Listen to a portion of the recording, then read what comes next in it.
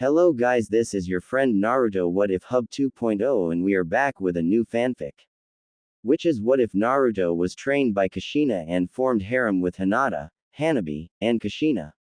Part 1. And if you enjoy this fanfic then please press the like button and subscribe to my channel for more fanfic like this. And now let's start the fanfic. Team 7 stood in front of the full council, civilian and shinobi together. The reason? They were present during a coup d'état, and Konoha needed to know if they could use it to their advantage in any way. But first, the council needed to hear the full story, so Kakashi gave them his report. At the end, they were all very quiet, processing what had exactly happened. The civilian were worried to learn that Naruto was in fact the heir of Whirlpool, that certainly placed them in a difficult position. Even if they were never violent towards the boy, they often found ways to make his life miserable, like slightly upping the prices, or selling slightly spoiled food, nothing too noticeable and easily deniable, but the boy knew it. While the civilians were considering ways to erase their previous mistakes, the ninja were quickly connecting the dots, especially one Hyuga Hiyashi. Uzumaki-sama, said the Hyuga, surprising everyone by treating him as an equal. Could you give me some of your time after this meeting? I wish to discuss some things regarding your trade fleet. Why, but of course Hyuga-sama, it would be my pleasure. Answered Naruto with a bright smile. Keep the pleasantries for later please. Interrupted the Sandame. Kakashi, what is Wave's current political status? Our client was proclaimed as the new daimyo, but he isn't a politician, I doubt he'll keep the position for long. Additionally, it should be mentioned that all the officials of the former daimyo who could have taught or advised him have, resisted, during the assault on the palace, so, he's on his own to manage a country without any formation or advices. Sake Haruno raised her hand, and Hiruzen nodded in her direction to allow her to talk. Sandame-sama, maybe we should send humanitarian aid to Wave in order to improve the Leaf's standing among the population. With the political situation described by Hataki-san, they would no doubt ask to be placed under Leaf Protectorate after a few years. Danzo was giving Naruto a slightly disappointed gaze, saddened that he hadn't thought of that. He quickly reconsidered when he saw the gigantic and slightly wicked smile on the blonde's face. My apologizes Haruno-san, I am afraid I already did that. After all, I couldn't possibly let all those poor orphans to fend for themselves, could I? The civilian side looked at him with wide eyes, shocked that a mere 12 years old managed to beat them to the punch. They could have sworn it was a political maneuver if it wasn't for the sheer honesty in his voice. The ninja side saw right through it, and Naruto received more than one appraising look. Hiyashi in particular seemed to have even more interest in him while Danzo had to forcibly contain his proud smile. From the corner of his eye, the old warhawk saw Hiruzen smiling amusedly at him. Sake Haruno quickly recovered. As the head of the Konoha Mercantile Guild she refused to be outdone by a kid. Uzumaki-san, I heard your fief is barely recovering and still under reconstruction, is it really wise to spend so many resources? Naruto waved off her concern without a care, not even for the clear disrespect. Ma, don't worry, Whirlpool will be fine, since we rebuilt our ports trade is going just fine and more towns are being rebuilt, and if we find ourselves in a shortage of supplies, well Daimyo-sama owes me $1 billion or $2 billion, he'll be happy to help. Hearing this, Sume actually shocked. Daimyo-sama owes you what? How the hell did you manage to get Daimyo-sama to be in debt with you? I didn't, my great-grandfather did. He lent some money to help build Konoha and the fire capital. Anyway, as I was saying you don't have to worry about my fief Haruno-san. Sake Haruno may be a stubborn woman, but even she could say when she was defeated, and she was in fact currently ranting in her head about her own idiocy, she had let her dislike for the boy interfere, and what should have come out as a concerned question now appeared as an insult and a mark of disrespect. She could only hope that the boy wouldn't hold it against her and that he still had a crush on her daughter that she could use. Alright, I think our questions have been answered and we have a good idea of Wave's future situation. This meeting is adjourned. With a sigh, the Sandaime rose from his seat and made his way to the exit, giving an appreciative nod to Naruto along the way. The clan heads began filing out of the room, looking at Naruto in a new light. Shikaku stopped near him. Good job, kid, that's one fine way to show you're a player. Naruto smiled widely. I have no idea what you're talking about, Nara-sama. Of course. Chuckle, of course. The Nara left the room with an amused smile plastered on his face. Hiashi stopped next to Naruto, gaining the attention of the blonde. Ah, Hyuga-sama, shall we discuss my fleet around diner? It is quite late. Most certainly. May I invite you to the Hyuga compound? I accept with pleasure. I heard a lot about the talent of the Hyuga cooks. Hiashi nodded and led him away from Team 7, Sasuke fuming once again at the importance his teammate was taking. He could not accept the fact that Naruto was now his equal both as a ninja and socially. Before, he could still see himself as superior because the Uchiha were a noble clan, but now he learned that his teammate was a noble too. What next? His ancestors were daimyo. He couldn't accept the idea that he was equal in everything with someone he had despised all his life. He had to find a way to become superior again. If it wasn't through skills, then it would be through fame. The walk toward the Hyuga household was calm, even if the villagers were looking absolutely shocked to see the Hyuga clan head walking with the demon brat, and talking to him like he was someone of equal stature. Their talk mainly revolved around the most recent political events, both national and international. Hiashi wanted to see just how politically aware the boy was, and he was absolutely shocked to see that Naruto knew almost as much as him. When they arrived at the Hyuga manor, Naruto was led to Hiyashi's office after he sent a branch member warn the cooks that he had a guest. Once in the office, Hiashi went directly to the serious stuff. Well, Uzumaki-sama, you are better informed than I thought. I heard your fleet is the fastest in existence, is that true? According to my admiral, my trade fleet can go from hot water to tide in a bit under 3 days. Must I understand you wish for a quick mean to export your sake? Yes, it would give us more opportunities. It so happens that the Tide Daimyo is quite fond of our sake. Instating a trade route between outports and Tide could result in massive benefits on both our parts. Naruto smiled. Even better, we could ask the Tide Daimyo to let us put up whirlpool commercial outposts allowing the entry of goods in his country tax-free. The idea of having more of your sake, faster and cheaper, will probably be enough to convince him. Hiashi nodded. This seems to be worked out. May I consider ourselves as commercial partners? Most certainly. Good. I am a little curious. What are your plans after Wave asks to join your fief? Do you know of the Susanoo's Teeth archipelago? Yes, a very rich zone, but difficult to sail, littered with cliffs, sandbanks and other treacherous obstacles. The main island, Foam, is rumored to be especially rich, but this cluster of islands is poor and in constant anarchy because of the pirate fleets that infest the smaller islands. I do recall that water once tried to purge these islands only to lose their whole fleet. Yes, very accurate. There are no less than 200 pirate bases, from a single dock for a lonely ship to entire harbors housing no less than 8 ships.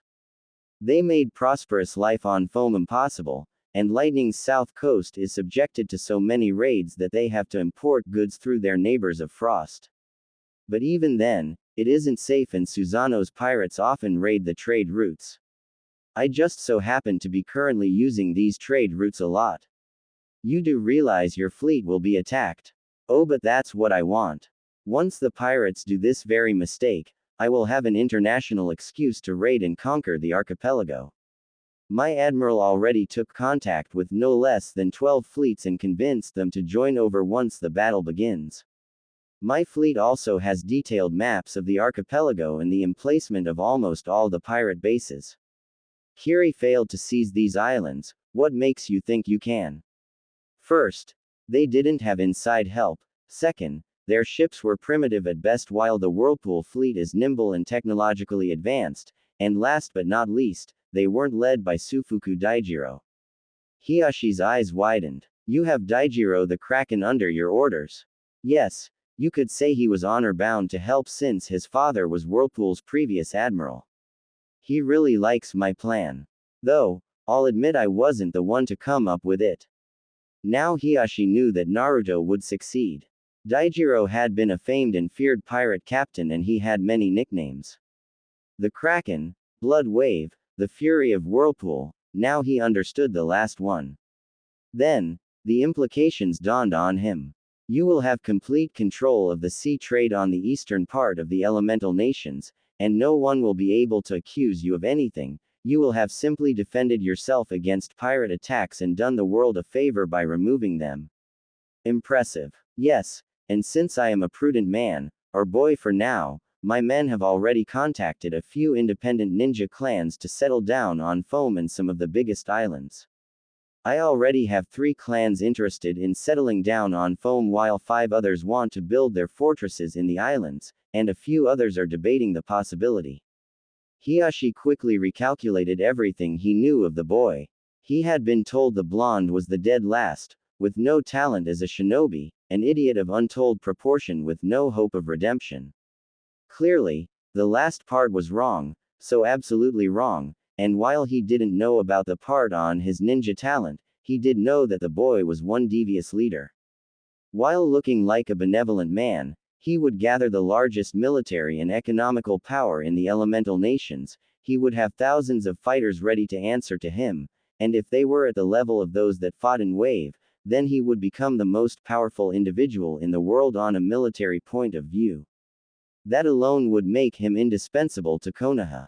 As an added bonus, people probably won't pay too much attention to me. I mean, sure, taking over Susanoo's teeth will be impressive, but they'll probably think I don't have the manpower to hold it on my own. And they are right, that's why I'm recruiting clans far and wide. They'll think I'll simply retreat and let the pirates come back to the teeth. By the time they realize that, no, the pirates haven't come back, the islands will be well populated and fortified. If that wasn't enough, my shinobi will be known for their barriers, not their offensive power, thus they will think my troops just have sturdy defenses, and they won't see any interest in attacking someone that obviously isn't a threat. I see. But in the end jealousy will appear and they will try to destroy you like they did Uzushio. Yes, but when that time comes, my forces will be at their peak, and I will have become an unavoidable part of the trade world. I will be irremovable. The only major countries that won't depend on me for their importations are rock and wind, and neither are in any position to threaten my possessions. I see. Tell me, since we are allies, Naruto smiled at the shift from trade partners to allies, could you use that hold over the Eastern Sea to help the Hyuga? Oh, you mean with your daughters? Well, most certainly. After all, I must stand by my allies, said Naruto with a smile. Hiashi smiled back, satisfied with the way things were going.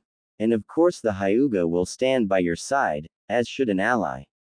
Naruto's smile widened, pleased with the way things were going. He now had support from the most powerful clan in Konoha and he didn't even need to negotiate. A soft knock on the door was heard, and Hiashi invited inside the person. The door slid open to reveal a beautiful woman with long indigo hair and Byakugan with a tint of lavender, and a small girl with the same eyes but long brown hair. Husband, I heard we have a guest. Indeed, Uzumaki-sama, meet my wife, Hyuga Hitomi, and my third child, Hyuga Hikari. Naruto rose to his feet and bowed low to Hitomi and Hikari. It is my pleasure to meet you. Hitomi smiled kindly at the well-mannered boy while Hikari looked at him in awe. Sir, are you a ninja like father? Yes, but I'm a bit young so I'm not as strong as him. 8 years old Hikari looked at him in wonder. She had rarely seen people without the Byakugan, and it surprised her to see what normal eyes looked like. A branch member came in and informed them that the diner would soon be ready. Hiashi led them to the diner room, and Naruto was introduced to the 2 last members of the family. Uzumaki-sama, this is my brother, Hazashi, Naruto bowed respectfully. And my nephew, Neji. Naruto looked at him, He was familiar. Washi-senpai. Neji's eyebrows shot up. Kitsune. Naruto nodded with a smile, and the Hyuga boy smiled as well. Ah, it is a pleasure to see you again. You graduated this year, correct? The blonde nodded again. How is your team? Taka is the same as ever, cold and globally uncaring, and Sakura is being her fangirl self. Neji smiled compassionately. You didn't have much luck, being placed with both Taka and a fangirl. I suspect Hokage-sama placed us both here to push her to work more and hopefully grow up. The sad thing is that Taka needs to grow up too and doesn't seem to want to. He's still focused on avenging his clan. Not a bad objective if you ask me, but he shouldn't live only for that. And then there's this superiority complex of his. Neji nodded in understanding. Meanwhile, the adults were looking at them in surprise as they talked like old friends. Maybe we should stop using our codename, don't you think, Naruto? Yes, you're right, Neji. By the way, how's your team? Eccentric, to say the least. My sensei is made a guy, did you hear of him? I heard of him and I heard him, sadly. I am surprised your ears are still functioning, that man spends almost more time screaming than breathing. Everyone who knew who Guy chuckled in good humor. It has gotten worse. Guy-sensei managed to corrupt my male teammate and he now wears the same horrid green spandex and bowl cut. Lee, that's his name, screams nearly as much as sensei does. My female teammate and I came up with a technique that emulates earplugs with chakra alone, and we have become adept enough with it to raise it in a second. Ironically, this idiotic use of chakra raised our chakra control incredibly. Said Neji with an amused smile. Tenten was quite astounded when she saw the results. Wait, your other teammate is Tenten. Brown-haired girl with a love for weapons. You know her. Yeah, we have a common interest, Fuinjutsu.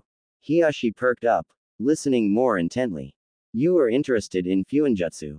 Yes, partly because it's fun and partly because of a family tradition. Compared to Whirlpool's old seal library, what we have in Konoha is absolutely miserable. I heard that my ancestors were capable of using seals in battle, and not just exploding tags. I heard they had seals that could emulate ninjutsu. That is impressive. Yes, but think a bit farther. What would happen if you were to combine seals creating elemental chakra? Let's say, earth and water. Every adult's eyes widened. Mokuten, murmured Hiyashi in shock. Naruto smirked. Yes, with enough work I may be able to recreate the techniques of the Shadaime Hokage through Fuinjutsu. But it will be in a long time. Right now I'm still trying to figure out how to do even a simple chakra nature conversion seal. Apparently, changing the nature of your chakra is hell, even with seals helping along the way. It would be easier with a neutral chakra, but I don't think that exists. Hiyashi blinked and looked at his brother. During the conversation, they had taken seats around the table, but they kept listening to the two youth, but it looked like it may be a good time to place a word.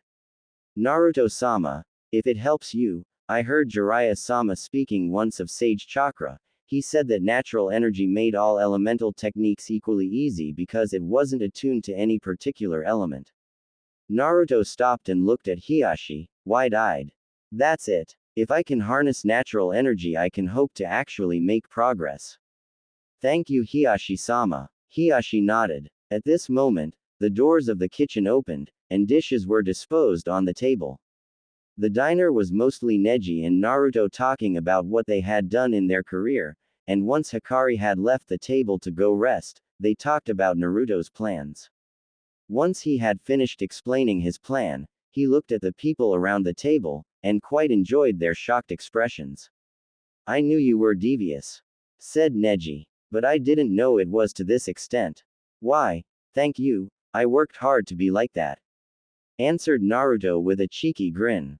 Does Danzo-sama know all this? Why bother the old man? He is busy with other things. Besides, I don't really need his approval. It's not like I'll start a war. Lightning will even have to thank me for removing the pirates harassing their south coast, said Naruto with a smirk.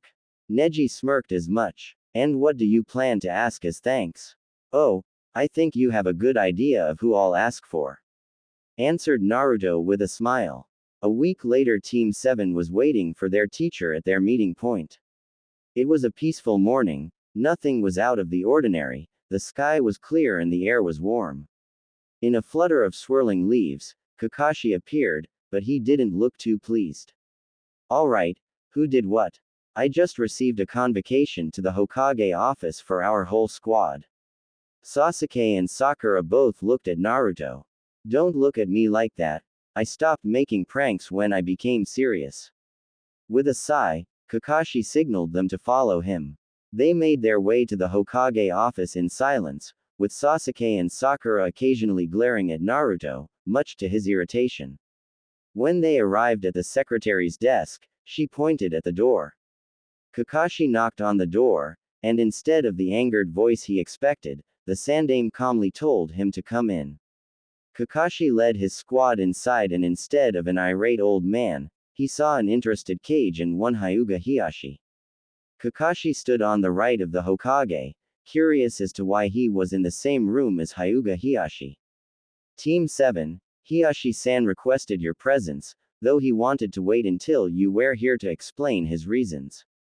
"Thank you for your patience, Hokage-sama," said Hiashi, bowing to his leader, and then turning to the team.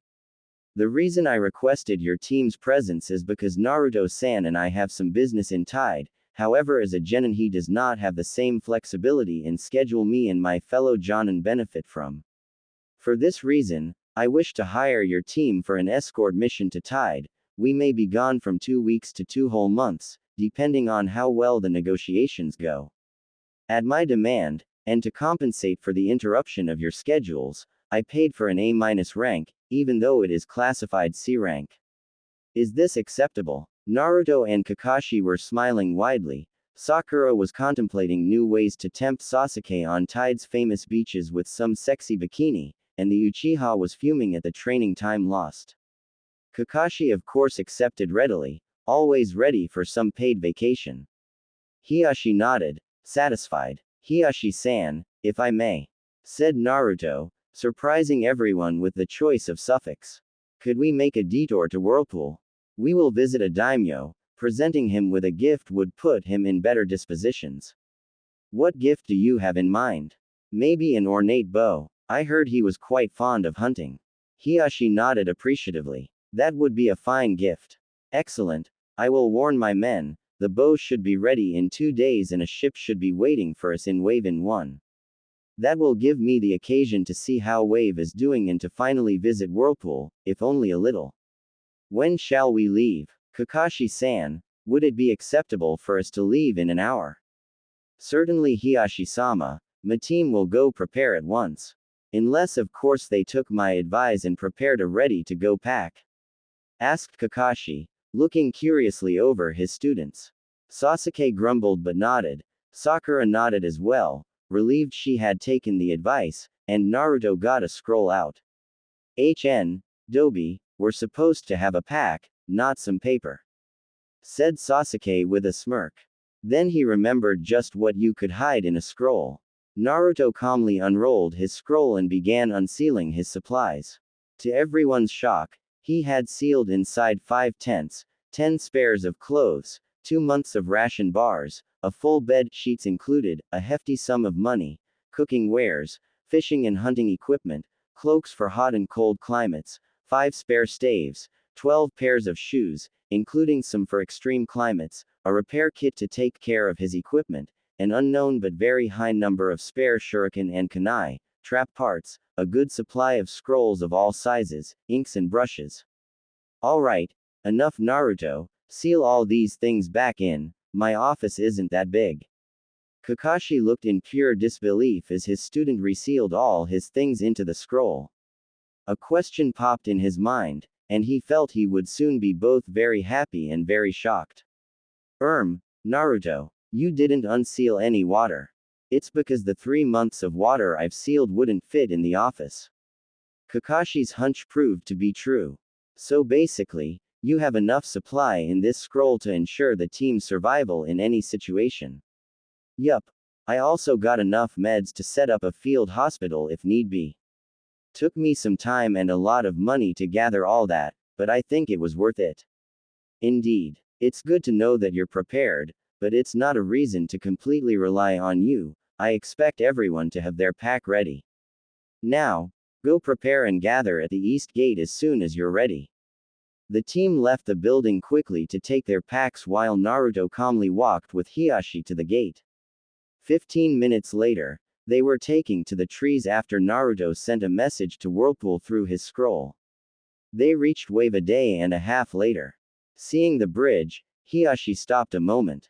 The Great Whirlpool Bridge. Impressive. A great arch bearing the name of the bridge had been built above the road, and also housed a guard house. From inside, Minamoto Tomo emerged along with a squad of 5 samurai. The black-haired woman bowed low in front of her superior. Naruto-sama, Hiashi-sama, a small storm slowed the ship. It should arrive in the late afternoon. When Daimyo-sama learned that you were coming, he invited you to his palace to share a lunch with him. Well, we shouldn't keep a daimyo waiting, don't you think so, Hiashi-san? Asked Naruto with a big smile. Most certainly, answered Hiashi with a smirk. This kind of interactions thoroughly spooked Kakashi, probably because they acted like they were great friends. Quickly, the group made its way to the daimyo's palace, and shared a lunch with Tazuna. During the meal, Naruto asked many questions about how Wave was doing, and was quite pleased with the answers, in more than one way. Tazuna was holding up the best he could, but he wasn't an administrator, far from that, and they learned, to Naruto's satisfaction, that they had decided to consult the people on whether or not they should remain independent. The results would be known in about a month. After lunch, Naruto and Hiashi went to inspect the Wave garrison, and Naruto was very pleased to see that some of the locals had enrolled themselves in an effort to have a competent force to defend the country should Whirlpool leave. The newly formed militia was learning at a good pace, something highly satisfying. Once the visit of the Whirlpool HQ was finished, a messenger came and told Naruto that his ship was waiting in the harbor, so the group began its trek to the port. Sasuke was, once again, irritated. Seeing his teammates' power constantly was annoying at best, and downright infuriating most of the time, and this was no exception. But he hadn't seen the worst yet. When they reached the harbor, a collective jaw drop happened, even Naruto was shocked. In the middle of the relatively big harbor, there was a lone ship. It had probably once been an Akatebune, but now it was more of a floating palace. The bow was made of 2 serpentine dragons with their whiskers intertwined, holding together onto a pearl, the wooden statues being covered in gold. A small building followed on about a quarter of the ship, then a courtyard with a small garden, and finally from the middle of the ship to the stern, a palace, fashioned to resemble the castles of old stood. And standing smugly near the pier, was Daijiro wearing a dark blue kimono bearing the crest of Whirlpool. The group slowly closed the distance, admiring the ship all along. Once they were close enough, Daijiro began walking toward them, a bright triumphant smile on his face as he bowed in front of Naruto. Naruto-sama, this ship is the pride of Whirlpool. I hope it is to your liking and good enough for a diplomatic mission, said the admiral with mirth in his voice. Naruto kept his gaze on the ship, still in awe. It will be perfect, Daijiro, absolutely perfect. It is truly impressive. When can we leave? As soon as you request it. Good. Then we'll leave as soon as we embark. Quickly, the group embarked and the ship began moving. To everyone's surprise, it moved very fast for its size. Hiashi, curious, turned to the captain. Daijiro-san, I am no naval expert, but I am fairly certain a ship of this size isn't supposed to move at this speed. You are right, Hiashi-sama. However, I made a few interesting discoveries during my youth, including an old device transforming ambient chakra into energy. Once I had a good idea of how it worked, I managed to recreate it and linked it to the engines. Now, Whirlpool has the strongest and fastest fleet. Hiashi nodded, accepting the answer. The ride was calm, and the next day they reached Whirlpool Island, more specifically the southern port. The city was growing nicely and many construction sites were visible, indicating that the island was indeed doing well. When they landed, they were welcomed by Masahiro and a full platoon of samurai that escorted them to a mansion that had been established in case Naruto decided to visit. Of course, Naruto regretted greatly that he couldn't visit his lands like he wanted, but he couldn't really stay too long if they wanted to be on time for the meeting with the daimyo. They left Whirlpool the next morning with the ornamented bow. The travel to Tide was a calm one. Sasuke would stay in his quarters and brood passionately, Sakura would try to infiltrate said quarters, and Naruto enjoyed the anomaly that was the small garden on the bridge. How that thing was kept healthy, he would never know, but he certainly didn't complain. Occasionally, one of the three Fun making up the escort would come close enough that he could wave at the crew. When they reached the harbor of Tide's capital, they saw that an official delegation was waiting for them, and looked positively gobs make it at the ship. Naruto smirked. Yes Dream-kun, just there. Ooh, this is the best. Ah, I couldn't agree more sister. Yes, oh your hands feel so good. Hey, I try my best. I don't know what's better, your hands are the fact there's two of you, ooh. Yeah it's nice and all, but our backs are relaxed enough. How about taking care of our front boys? Naruto awoke in his room in Tide, with one very hard problem. Those vixens. Sigh I wish they were real. 3 weeks later, they were leaving the country. The Tide daimyo had quickly agreed to the creation of Whirlpool trade outposts since it would be beneficial for the economy of the country, but the details had taken some time to be discussed. A clan of chakra-using sailors originated from Wind Country, the Kazeshio, had been selected by Naruto to oversee the construction of the outposts. The Kazeshio had a respectably good fleet, but they were choked by the competition in wind, so this new position was a godsend for them. The fact that they trained in ninjutsu ensured that their ships and outposts would be well defended. While they were in Tide, the Hokage had sent a message to them, telling them to wait in Wave to see what the people decided to do regarding the future of the country. Of course Naruto was thrilled. However, when he finally reached Wave, a little surprise was waiting for him on the docks. Once they walked down the pier, they were surprised to see a group of Okami talking with a group of light blue-haired ninja. The Okami seemed extremely friendly towards the other ninja, something that put Naruto slightly at ease. He noticed Okami Izumo talking to a tall man with spiky electric blue hair, very dark blue pants and a matching shirt, plated fingerless gloves and shinobi combat boots. He had 2 ninjutsu on his back with their sheath crossed and bore 2 katana on his side in a samurai fashion. He had a kunai holster on his right leg and a pouch on his back on the same side. Interestingly, he seemed to have a birthmark or tattoo in the form of crossed lightning bolts on the cheek Naruto could see.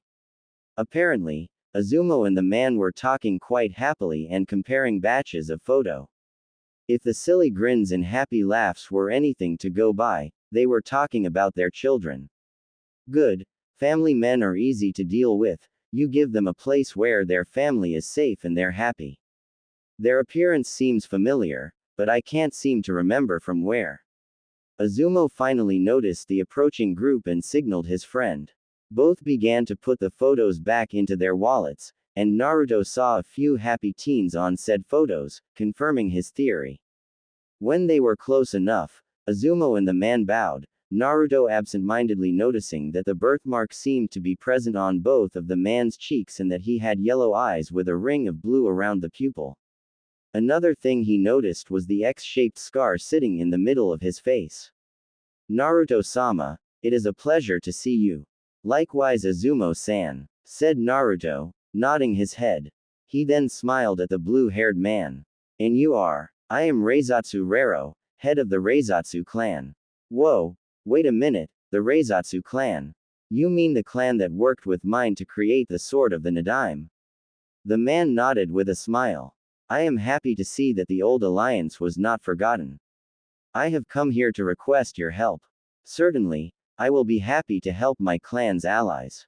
Thank you. Since you are from Konoha, you know full well of Kumo's hunt for bloodlines, correct? Yes, I do. Well, it may look like it stopped, but inside the borders of lightning, it is still going strong. Said Rero gravely. My clan has always been one of their prime targets, and now that they can't try to capture bloodlines from other countries, they hunt down the bloodline clans of lightning with even more ferocity. We have lived in hiding for a long time, but they are closing in, we need a way out. When we heard that the Uzumaki were alive and that Whirlpool was being rebuilt, we decided to contact you. My clan asks for asylum and protection, please help us in our time of need. Rero bowed low once he finished. Stand up. Where is your clan currently? Keiko-san was kind enough to let us stay in Whirlpool for the time being. We couldn't stay in lightning any longer without being discovered, and we don't have the might to face Kumo. I see. Well, I'll be happy to offer you asylum on my lands, but if you do settle down in my fief, then you'll have to wear Konoha headbands and flak jackets. Also, I may require a small relocation soon, depending on Wave's choice. Thank you. I trust we will be as far away from lightning as we can. Of course. It was at this moment that Sasuke, fed up with seeing his teammate gain power while he did nothing, decided to speak up. If it is a safe place away from lightning that you seek, I can offer you far better. You could settle in my lands in the south of Fire Country, as far away from lightning as you can get. Said Sasuke with a smirk, causing Naruto to scowl, but before the blonde could warn his potential ally against the Uchiha, said man beat him to the punch. I am afraid not, Uchiha-san.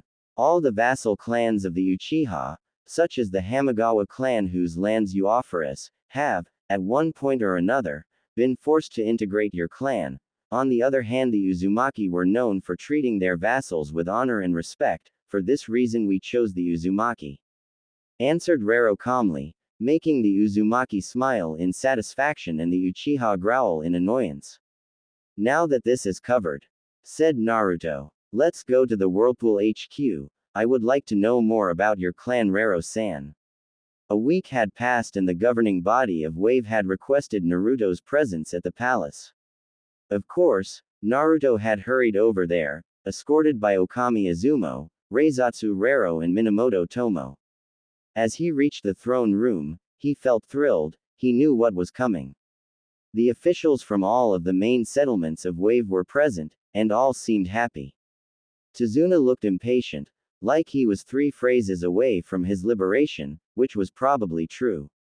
Bowing, Naruto and his subordinates seated themselves. Tazuna cleared his throat and began speaking.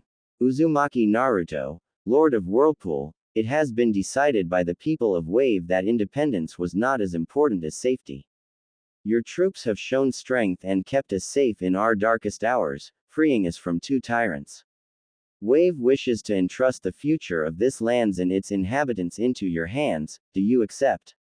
It is an honor, I accept and will strive to make Wave a better place, and ensure all of its children are fed and cared for. Then I bow to you my lord, said Tazuna as he, along with all the officials, bowed to the floor. May Wave prosper under your guidance. Naruto rose to his feet, satisfied with the way his plan had gone. Rise. First, the Reizatsu clan will come from Whirlpool and settle down in Wave, with Reizatsu Rero appointed as central administrator of Wave and head of the ninja military if any are trained in Wave. Minamoto Tomo is hereby appointed as head of the Samurai Corps of Whirlpool in Wave. Tazuna-san, I will require your services in the future, I'll send you the specificities for some bridges, and I would appreciate it if you could look them over and see if you can build them, and if you can prepare a few first batches of plans before you are shown the place of construction. That I can do. Man, am I happy to go back to bridges. Tazuna sighed in relief. Naruto smirked amusedly. I have no doubt you are. Now, Wave will undergo a heavy transformation. Due to its geographical situation, it has potential to become a major trade hub, something I do plan to turn Wave into, especially now that trade outposts are being established in Tide. Expect heavy investments in the island's economy soon. All the mayors had grins when they heard that. Investments meant work. Work meant the island would be back on its feet quicker, and if Wave indeed became a trading hub, then they never would have to worry about the next meal ever again. Rero was glad to have a new home far enough from lightning but still close enough to his new friend Azumo, and Naruto was happy that his plan was a success. The next day, the Leaf Team and Hiashi departed from Wave to inform the Konoha Council of what transpired in Wave, and once again a good chunk of Wave's population had come to see them off.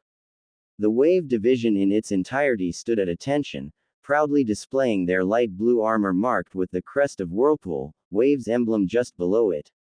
There were over 100 recruits, not bad if you asked Naruto, and while they still had a long way to go, they were determined. Naruto gave a small speech, causing the crowd to cheer, and they were off.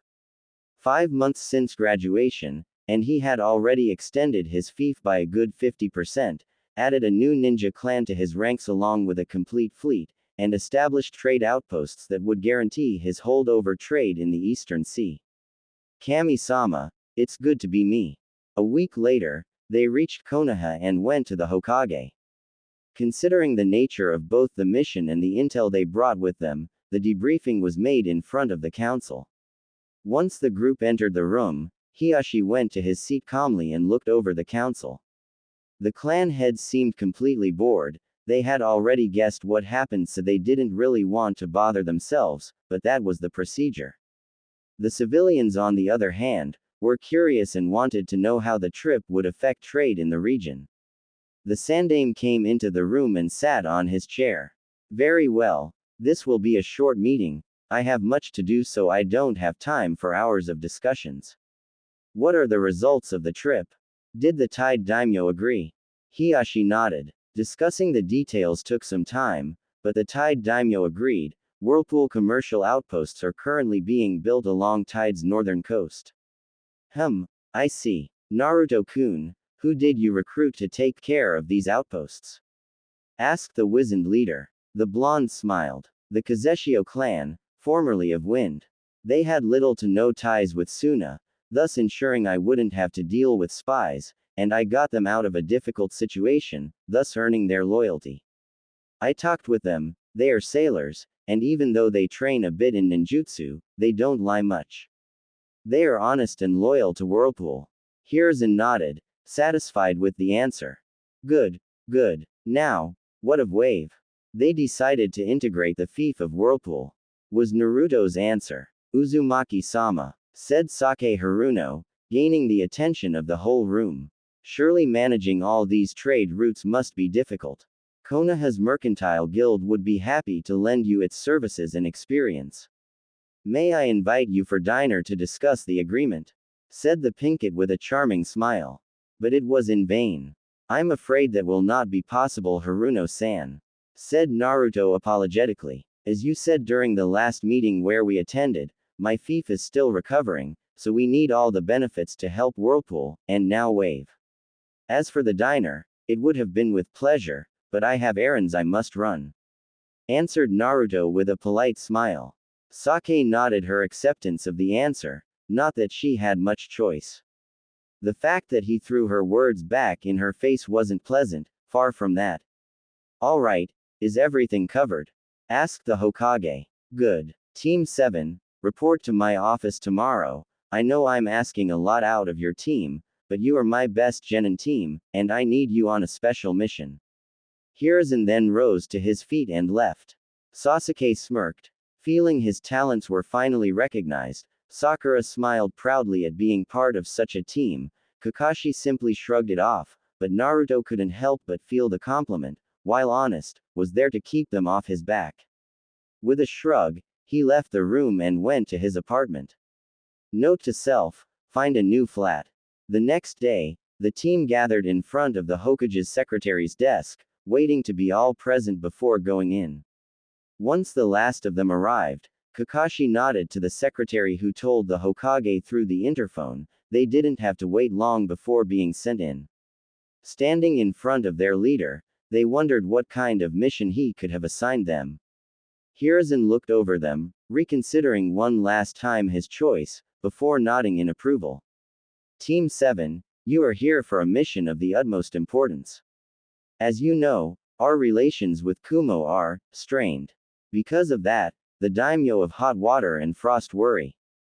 They know that, should a war between the Leaf and the Cloud break out, their countries would be the battlefield. Because of this, they have tried for a long time to pacify our relations with Kumo. Recently, they requested a joint C rank. Frost will hire a team from Kumo, while our client is Hot Water. Hiruzen looked at the ninja before him. They all stood at attention, even if the female part of the squad didn't really give a professional impression. I selected your team for this mission. One of the reasons is that it concerns one of you, said the Sandame while looking at Naruto. Said blonde smiled wickedly. So, the pirates made their move, huh? Sarutobi nodded, not surprised in the least that Naruto expected that. You will meet the Kumo team in a port town in Hot Water, near the border with Frost. Your first objective is the elimination of a raiding party originated from the Susanoo's Teeth archipelago in cooperation with the team from Kumo. Your secondary objective is to learn the current status of the Hyuga sisters. Once the pirates have been eliminated, you will escort the Kumo team to Konoha. They have been enlisted for the Chunin exams. Guy's team will accompany you on the way and back. They have a mission of their own. You will choose the rendezvous point with them. Hiruzen took a scroll on his desk and threw it to Kakashi, who caught it effortlessly. Both daimyo will be there to welcome your teams. I expect you to be on your best behavior. If you can, wound Kumo's image, but not at the cost of ours. Show them your level. Don't forget to mention that you'll take part in the Chunin exams. Hopefully it will demoralize them and they'll give up. Any questions? Sakura raised her hand. Who did the pirates attack? A trade ship from Whirlpool. Anything else? No one reacted this time. Good. You leave in an hour at the North Gate. Pack for a month at least. Dismissed. Naruto decided to take the scenic view to the North Gate, stopping at a small stand to grab a few pastries. On his way to the gate, he crossed road with Tenten. Yo, Tenten. The bun-haired girl turned when her name was called, and smiled warmly. Naruto. Good to see you. It's been a while. Where were you? You're not avoiding me, are you? Asked Tenten in a mock-hurt tone. No, I just had my plate full. I just came back yesterday from a business trip to Tide with Hiashi with a stop at Wave. By the way, they asked to join Whirlpool. Oh, that's good. So, how's the part about Susanoo's Teeth going? Any move from the pirates? Yup. That's why we're moving to Hot Water. You know, that idea of yours is probably the craziest thing I've ever tried. Oh come on, I already told you, the plan will work.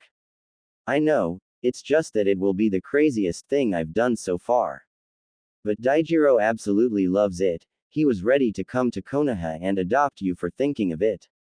Tenten snorted. Sounds like a fun guy. He is. A bit crazed, and a tad bit on the cliché side of the sailor, but he does his job just fine. Besides, he's a badass. Tell me about it. Sinking a quarter of Kiri's fleet is no small feat. Anyway, Guy-sensei told us that your mission was ultra important. What is it? A co-op mission with Kumo. We'll try to gather intel on Neji's cousins and demoralize the Kumo team. Oh, and I'll probably get to see two other daimyo treating me like I'm Kami-sama herself. It's gonna be a fun mission. Tisk, Plotosians. I bet you get a kick out of it. Yup, I do. What can I say? Here I'm lower than dirt, but out there I'm practically royalty. Sometimes I wonder if I shouldn't go to Whirlpool once I've made Chunin, just to be left in peace.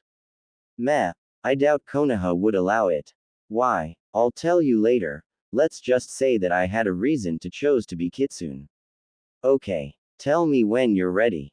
Speaking of the gauntlet, Danzo-sama sent me another request for weapons. I can't understand why he keeps asking me to make his weapons. I mean, I'm just a beginner. Maybe that's because I was trained in the gauntlet. Yeah, more like because you're a genius with a forge hammer. Thought Naruto. So, I heard from Neji that you developed some kind of chakra earplug. You met Neji. He's Hiashi's nephew. I saw him during a diner at the Hyuga compound, just before the business trip. Oh, okay. I would have expected Sensei and Lee to be there already. Mumbled Tenten as the gate came into view. They probably went on a few laps around the village, like they always scream about. Yeah, probably. They continued chatting idly, Neji joining them when he arrived. When Sasuke came to the gate, he pointedly ignored them, despite the polite acknowledgement Neji sent his way, irked that everything seemed to revolve around his teammate lately. Then came Sakura, who went to sit next to the Uchiha, daydreaming as usual, and Kakashi, who simply stood there, reading his book. Then, dynamic entry. A green blur appeared, flying towards Kakashi, who simply grabbed its ankle and threw it away. Only then did the silver-haired man's gaze left his book. Looking at the blur who, once stopped, revealed itself to be Guy, Kakashi I smiled. Did you say something, Guy? The green beast laughed boisterously, and began sprouting nonsense about youth and whatever, causing Naruto to tune him out. Looking around, he saw the last member of Team Guy, the spandex-clad Rock Lee, coming towards them. Greetings. I am Rock Lee. May I ask your name? Uzumaki Naruto. Broody is Uchiha Sasuke and Pinky is Haruno Sakura. Lee looked at Sakura, and gulped as a blush came to his face. Such an angel, he muttered. No, she's not, interrupted Naruto flatly. Seeing the revolted face Lee was giving him, Naruto spoke again before the green genin could. Look, I've been in her class for a long time, even had a crush on her. She just beat me up at every turn because she considered I was in the way of her one true love, which by the way is Broody here. She's not an angel, she's a fangirl. Lee still looked revolted. If you had gotten to know her, I'm sure she wouldn't have hit you. That's the thing. I wanted to get to know her, if only to have a friend, she just kept hitting me. But if you want to try, be my guest, said Naruto, looking away from Lee, thus signifying he had nothing else to say. Lee left in a huff and approached Sakura. After an overly enthusiastic introduction and a glare from Sasuke, he received a fist to the face courtesy of Sakura, along with a scream of, "Leave me alone, you freak." Lee, depressed and nursing his cheek, went back to the group. Told you, said Naruto. Suddenly, a fire lit in Lee's eyes. Yosh, it matters not, I shall train more and show her my strength, and she shall fall for me. Naruto looked at him for a second before sighing. While I'll gleefully admit Sakura is shallow, I don't think she's that shallow. Lee's face began to distort in anger. How dare you talk of her like that? She's not. Oh really? Then why did she hit you without getting to know you? She doesn't do that to everyone. She just decided to judge you based on your looks and attitude, without getting to know you. If that isn't a shallow behavior, then tell me what is.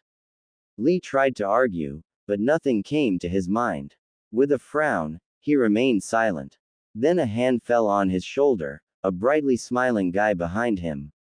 Worry not, my student. Pour your heartache in training, and you shall swoon her with your strength. Lee immediately followed his teacher and they began some sort of contest to be the most ridiculous possible, with sunset and rivers of tears.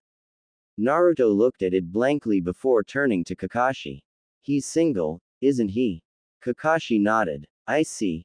Sigh, it's going to be a long trip. The trip was mostly calm, even if there was a rising tension between Naruto and Lee, and now, on the last night they would spend in the same campsite, it was at its peak. Lee kept sending dark glares to Naruto, and it was getting on the blonde's nerves. The fact that Neji and Tenten seemed to agree with the foxy teen certainly didn't help. The tension was such that Guy and Kakashi decided to get involved. Once dinner was eaten, they signaled their teams to sit around the fire. All right, began Kakashi. There seems to be a bit of tension in the air. Naruto snorted, but his teacher ignored it. And it would be better if the situation was resolved. Indeed, such unyouthful atmosphere is detrimental to the missions. Supplied Guy. Naruto, Lee, may you explain the reasons of this dispute? I told him a few things, he didn't like it, said Naruto curtly. He was in a sour mood, and definitely didn't want this shit to keep going. What? You belittle the beauty and mind of my beautiful cherry blossom. Bellowed Lee. Sakura, ticked off, rose to her feet and sledgehammered Lee's face into the ground via her fist. I told you to leave me the fuck alone, you freak. She then turned to Naruto, seething. As for you. The blonde's eyes met hers and flashed red as he snapped. What? Sakura, nervous, stepped back, and returned to her seat, muttering nothing, fearfully. Good. Now Lee-san, I never said she was ugly or stupid, I said she's a fangirl, it's her personality I criticized. Lee, springing back to his feet, glared angrily at Naruto. You have no right to do so. You don't know her, yet you behave so unythfully to. Shut the hell up. Naruto was now beyond pissed, and his eyes flashed red every few seconds, to the increasing worry of the Jonin. I'm tired of your childish behavior. I've known that bitch since childhood, spent 5 years in her class, I know her more than you do. It pisses you off that I don't act like a moron like you. Tough luck. I'm a feudal lord, the tiniest of my mistakes can end hundreds of lives and destroy thousands. I don't have the luxury of being stupid. Naruto paused to breathe deeply and calm down, his eyes stopping to flash red. Now, I easily admit I may be biased on matters that pertain to Haruno, but you are falling for her looks without knowing her, and when I told you things as I saw them, instead of taking them into account, you immediately denied them and decided that you, who barely knew her, if at all, knew better than me, who spent a few years knowing her, and then proceeded to berate me. Even more, you refused to acknowledge the numerous evidences, namely the hits, that I was right and blamed the whole situation on me, something that makes me want to cave your face in. If you don't want to grow up, it's not my problem, just stay away from me. With that, Naruto rose to his feet and jumped to a high branch. I'll take first watch. Lee looked at Naruto's back, gobsmacked. A genin 1 year his junior had just berated him and called him childish, and even though he wanted to deny it, Naruto had raised a few good points. Silently, he made his way to his tent, mulling over what was said. Guy on his part was shocked with the way Naruto had talked, and he was quite surprised to learn that Naruto was a feudal lord. Looking at Kakashi, he spoke dryly. I didn't recall any report mentioning Naruto being so unythful. Let's say the Mizuki incident awoke a part of him that knows life isn't all games and laugh. Was the Jonin's answer. Naruto was standing in sewers. He didn't know why, and it bothered him. He remembered standing guard with Neji, then waking Sakura and Tenten to take the second watch before going to rest in his tent. Then, he found himself in this sewer. Looking around carefully, he notices several hallways. Trying to peer into the darkness, images come to his mind, most too vague to be understood. Hey, finally came to visit. Turning around, Naruto is surprised to see himself. But more ethereal, almost see-through. Kitsune. Yup. Welcome in the mindscape. Fluffy wanna talk to you, so he pulled you here. I wish I could do that too though. Anyway, it's over there. Naruto followed his evanescent image and reached a gigantic room with a mighty cage, the Kyuubi clearly visible behind the bars. He expected a demented demon of destruction constantly screaming for blood, but what he saw was a calm fox, if a bit big, seemingly pondering something. Leveling his gaze on Naruto, the Kyuubi seemed to assess him while the blonde did the same. You're not what I expected. I thought you'd be less calm. That is to be expected, answered the fox in his deep rumbling voice. And until a few hours ago, you'd have been right. Naruto raised an eyebrow in curiosity.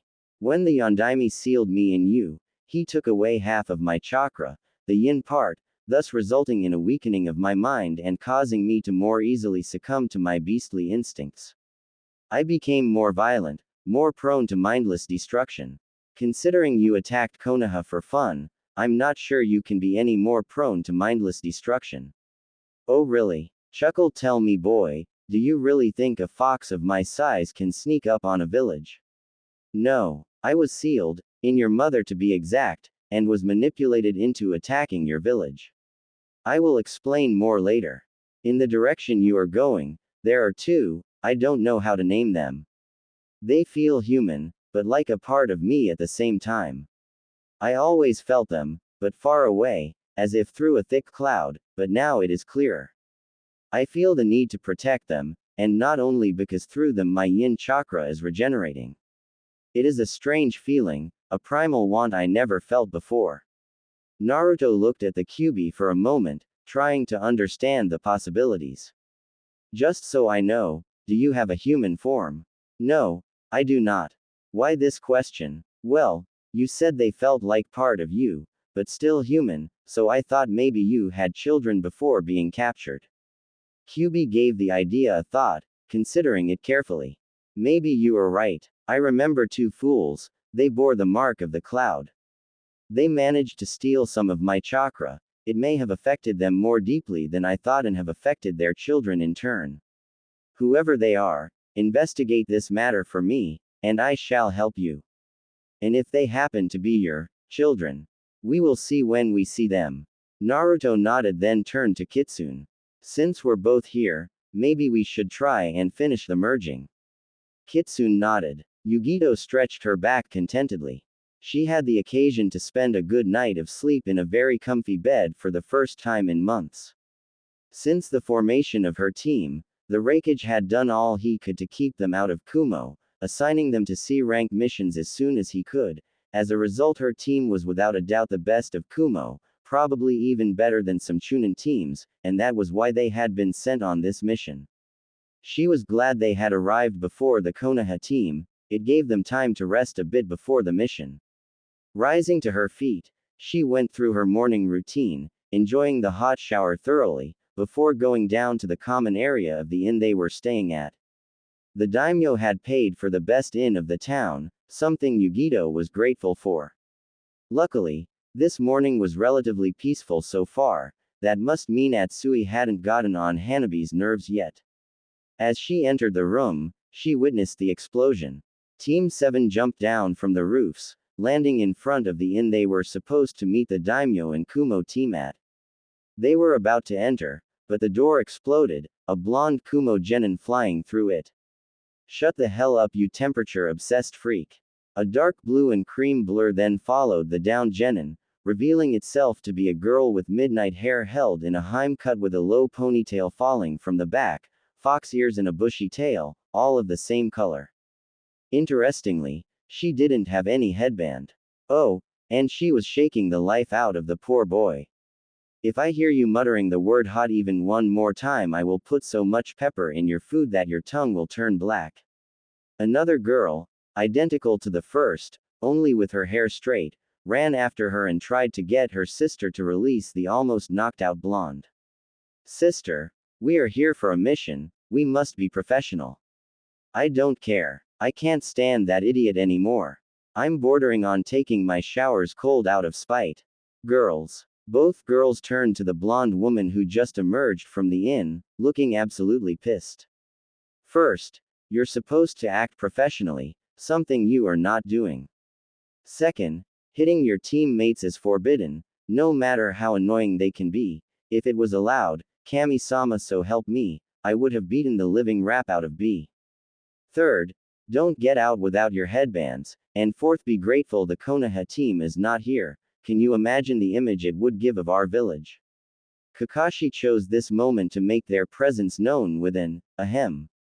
Yugito looked at them, and dropped her head in defeat.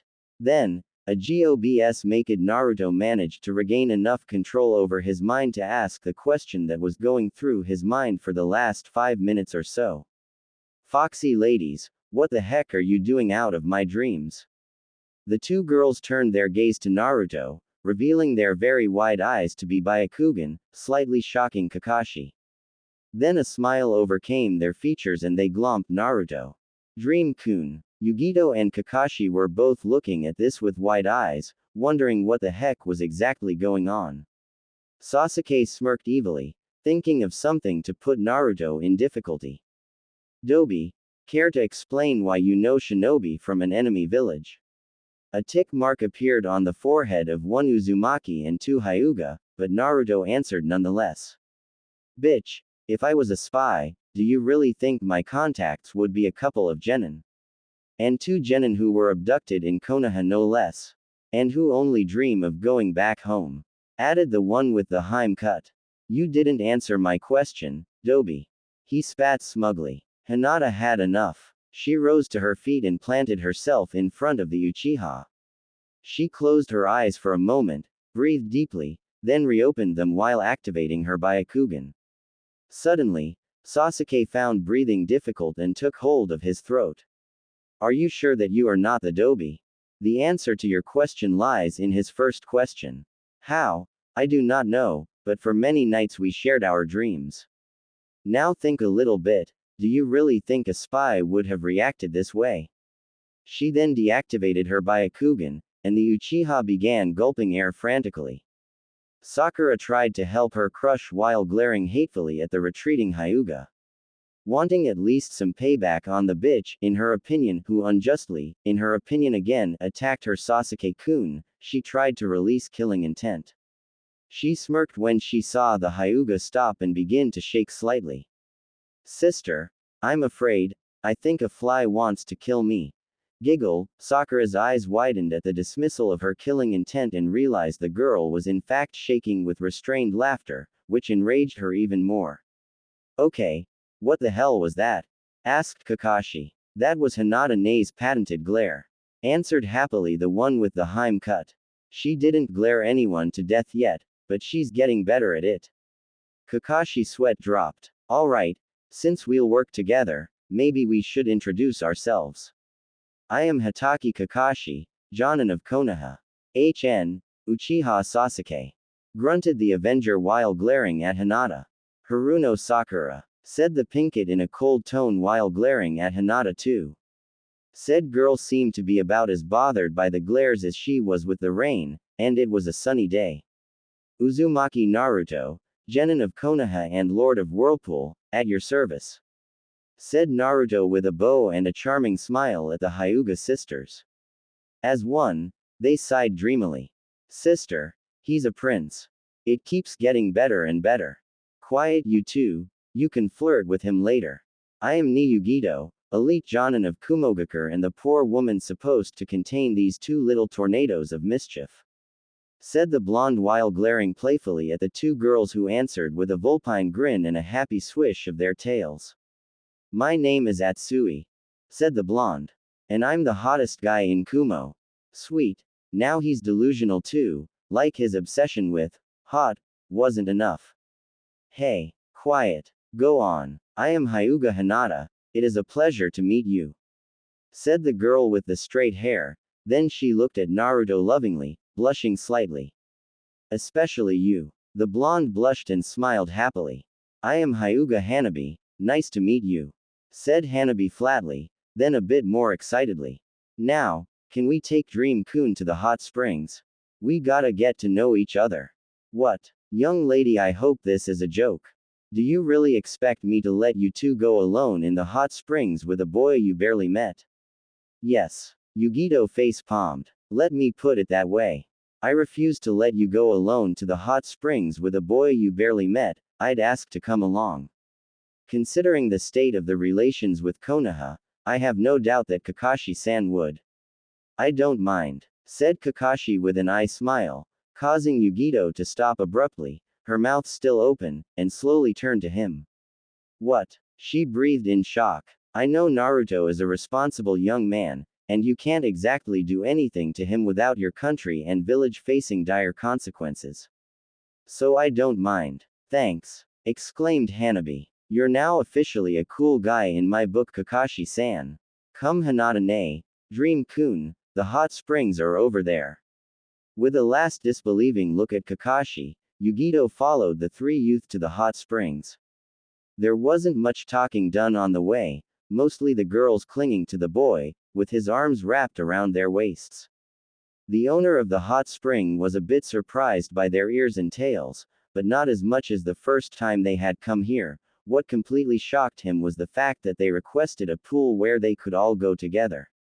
The man sent a jealous glare to Naruto, wishing he was the one who would see Yugito. The 2 others were too young for him. Once they had their pool, They went to the changing room, and saw a little problem: there was no separation. Hanabi was ready to undress then and there, and Hinata wasn't far behind, but Naruto's politeness surfaced at this moment and he offered to wait near the pool until they were finished, thus earning some points in Yugito's book. Once everyone was in a towel, they settled in the spring, the sisters quickly pressing themselves against a blushing Naruto who was enjoying the skin contact. Over the course of 2 hours, they asked as many questions as they could about their clan, Konoha and himself. Of course, Naruto asked a few questions of his own, but he didn't really ask about Kumo, mainly because he had no intention of setting foot in there. Yugito assessed him carefully, and was satisfied with what she saw. He was careful not to divulge any secret of his village but was still answering truthfully to the girls. Taking advantage of pause in the conversation, Yugito talked for the first time. You said you are the Lord of Whirlpool, aren't you a bit young? Naruto turned his gaze to her and his eyes suddenly became arctic cold. I am afraid I am the last Uzumaki currently alive and aware of his legacy. Your village and Kiri did a thorough job in destroying my clan and land. Yugito winced. Sorry. It's okay. Considering the casualties you suffered in the assault, I'd be quite stupid to believe my clansmen didn't avenge themselves. Yugito nodded. How is your fief doing? Quite good. I'll soon be securely established as a major trading power with shinobi specializing in barriers. Yugito nodded and analyzed what was told. The kid had been way too relaxed concerning this information, meaning it was either common knowledge or what he wanted her to believe. I heard you took over a small country. That's a lie. My samurai simply freed Wave from a tyrannical tycoon. It was Wave's choice to ask for integration, answered Naruto indignantly. Your samurai, not your ninja militia, against a bunch of thugs. No, my samurai are trained enough that they could eliminate those fools easily. Yugito nodded, noting that not once had he given any sign of lying. That meant he hadn't told them the whole truth. He was far too good a shinobi, from what she had seen, to simply be a benevolent boy. I also heard you had Daijiro the Kraken under your orders, don't you fear Kiri's answer?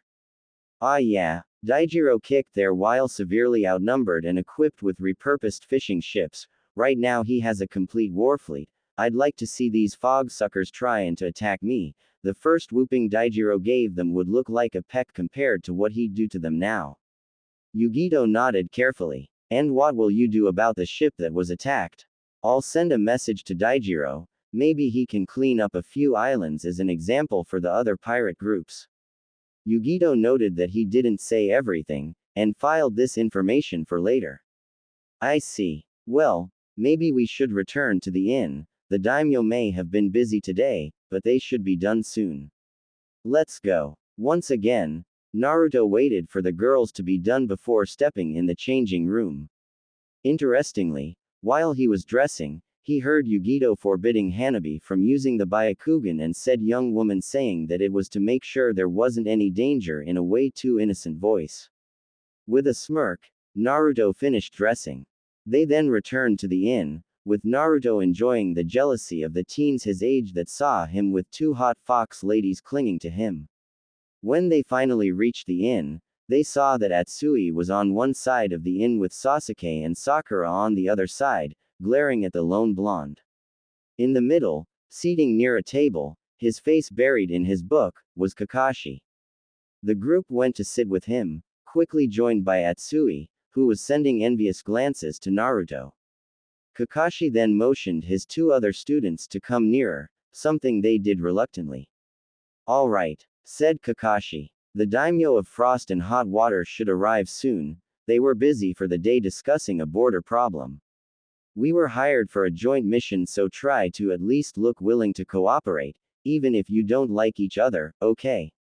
Sasuke gave a grunt and Sakura looked downright rebellious, but a quick glare from Kakashi silenced her before she could protest. Then, the 2 teams made their way to the most luxurious part of the inn and the old-fashioned reception room inside. 8 cushions had been placed on the ground, allowing them to kneel there. Sakura, who never had to sit on a cushion before, tried to imitate the others but with mitigated results in her heels and calf hurting like hell. On a side note, she wasn't the only one struggling. Atsui also seemed to have problems with this position. Surprisingly, Naruto was completely unmoving and regal looking. They waited a few moments before the door opened and the two daimyo walked in. The Frost Daimyo was an old man whose hair and beard had probably once been a vibrant purple, but in his old age had turned a pale purple. His hair was short and spiky, kept under a hat with a metal plate bearing his country's symbol, akin to a headband. He had a mustache and a long beard, the two not being connected. He wore a purple kimono with light blue trimmings. The hot water daimyo was also an elderly man. He had black eyes, a gray mustache and a strange headwear bearing his country's emblem. He wore dark shirt and pants and a sleeveless yellow jacket with red trimmings. The two daimyo sat side by side, opposite to the two teams, and took a moment to take in their appearance. They had been busy and didn't have time to meet any of the teams, so they were a bit surprised to see two fox girls, but it didn't stop them. "Greetings," said the Frost Daimyo. "We are glad to see both of your teams here, and are most satisfied to see you ready to work together. Now, we would like to know who will take care of our mission," said the hot water daimyo. Kakashi I smiled to Yugito. "You got the most ladies on your team, so you go first." The Jinchuriki snorted in amusement. "I am Ni Yugito, elite Jonin of Kumo and leader of Team White. I am Atsui, genin of Kumo. I am Hyuga Hinata, genin of Kumo, to my dismay. I am Hyuga Hanabi, genin of Kumo, like my sis said." Both daimyo looked a bit nervous now. The prospect of having a potential incident regarding the abducted Hyuga taking place in this town was far from comforting. Besides, the blonde genin from Konoha was raising all kind of alarms in the back of their minds. He looked far too confident.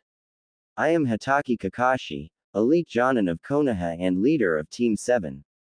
Said Kakashi in his lazy voice. Hearing that the Hatake Kakashi, the copycat ninja himself, was in this town with war material not even 5 meters from him made the daimyo exchange a worried glance. "I am Uchiha Sasuke, genin of Konoha and heir of the Uchiha clan," said Sasuke in his ever so arrogant voice. "I am Haruno Sakura, genin of Konoha and daughter of Haruno Sake, head of the Konoha Mercantile Guild," Sakura said. While her mother's guild was well known, it didn't really make any difference in the eyes of the daimyo, but she didn't know that. "I am Uzumaki Naruto." At this both daimyo opened wide eyes. Genin of Konoha, heir of the Uzumaki clan and lord of Whirlpool. Now the daimyo looked like they wanted to bow, but couldn't since they were the ones that hired him. Of course, this only served to irk Sasuke further.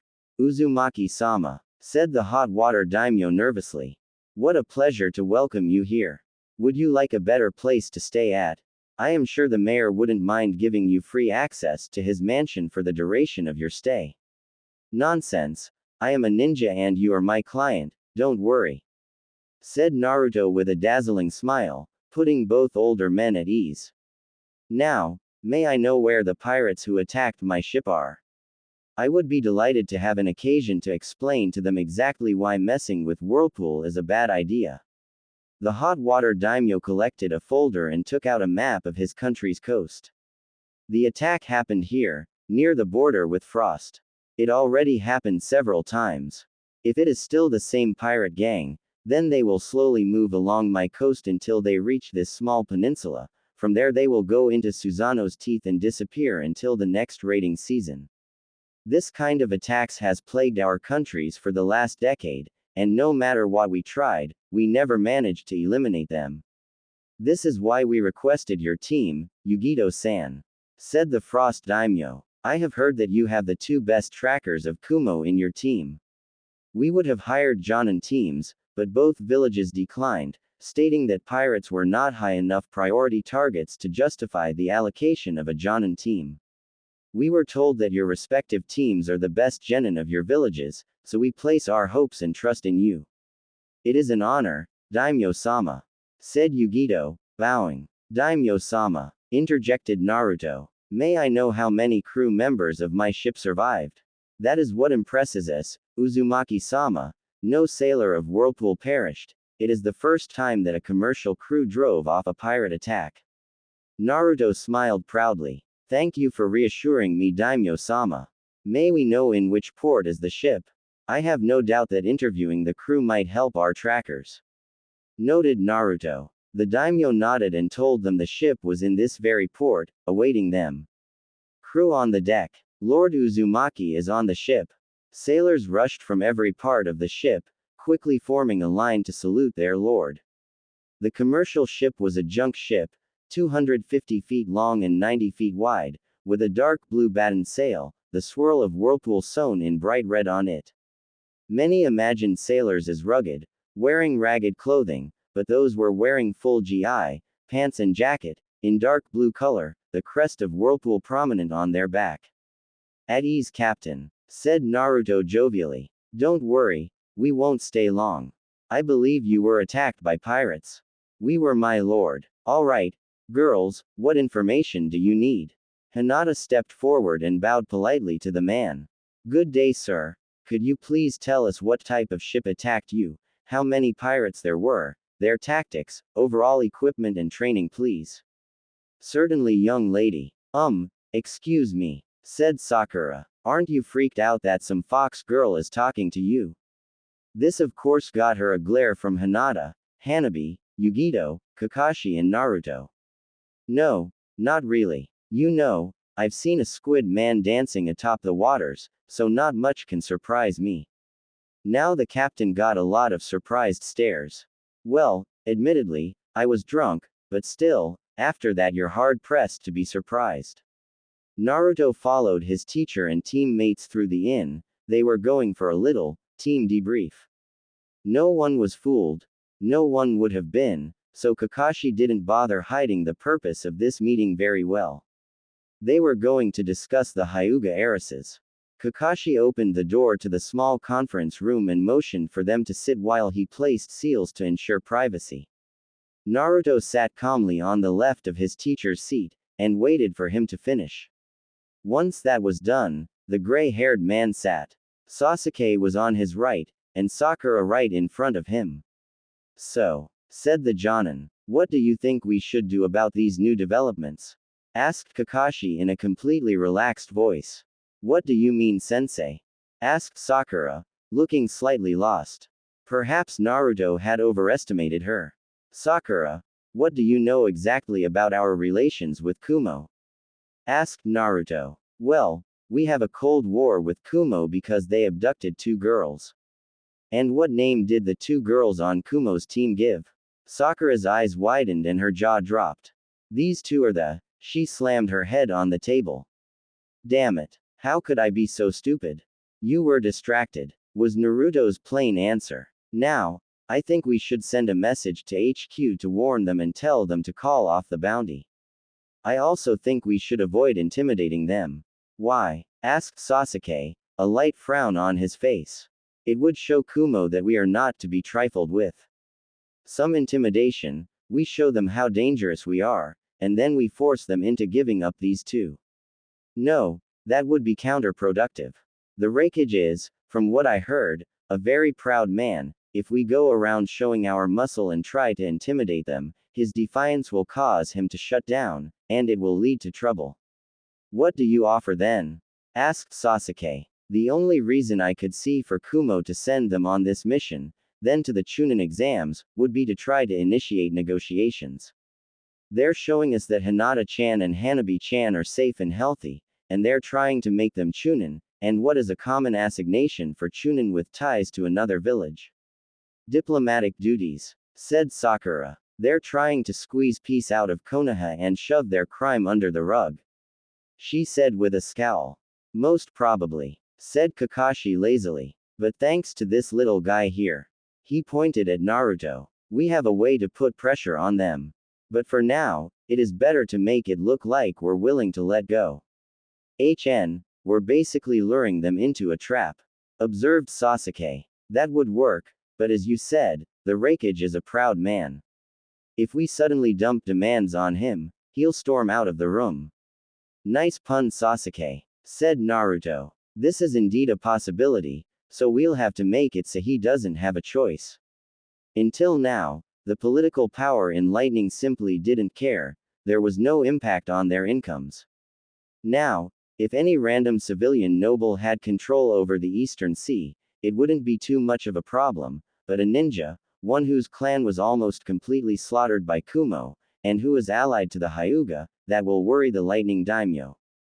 And force him to act, said Sakura, her eyes widening. You plan to subtly threaten the Lightning Daimyo into forcing Kumo to give up the twins.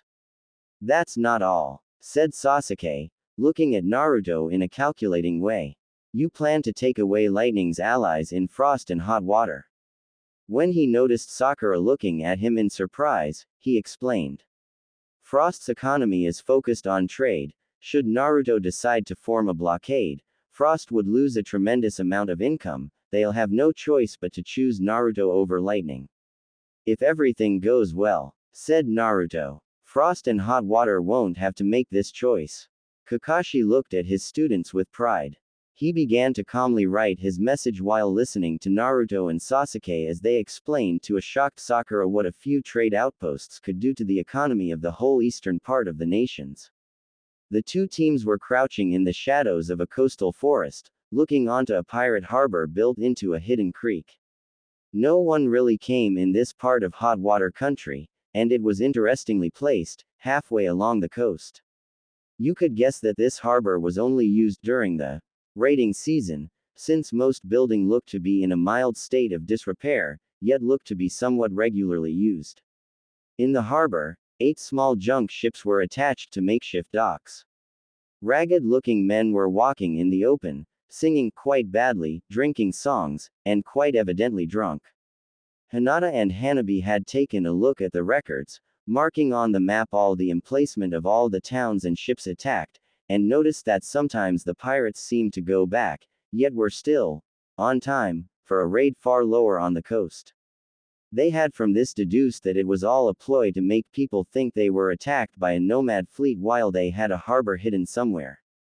From there, they had tried to determine which part of the coast would be the most likely to house said hidden harbor, and considering what they were currently seeing, they had succeeded. Good job, girls, murmured Yugito. The twins only smiled in answer. Kakashi gave them an appreciative nod. Good. Now, how do we take care of them? Full-on assault or poisoning of their supplies?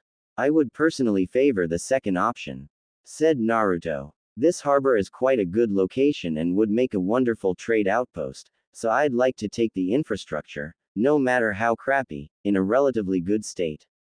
Do you only think about trade outposts? Asked Sasuke, annoyed. Of course I don't. I also actively search for ways to make your life miserable, answered Naruto with a cheeky grin, causing the sisters to snicker and Yugito to smirk. Of course, Sasuke and Sakura didn't share in the fun. Focus, said Kakashi. Poisoning also seems the best idea to me, but for other reasons. It would be the easiest way, but unless you stocked some poison in your scroll, Naruto, we'll have to go for the first solution. Are you shitting me? Asked an incredulous Hanabi. Just on the way here I saw a shitload of useful plants. 5 different brands for hemorrhagic poison, 3 neurotoxins and at least 2 paralytics.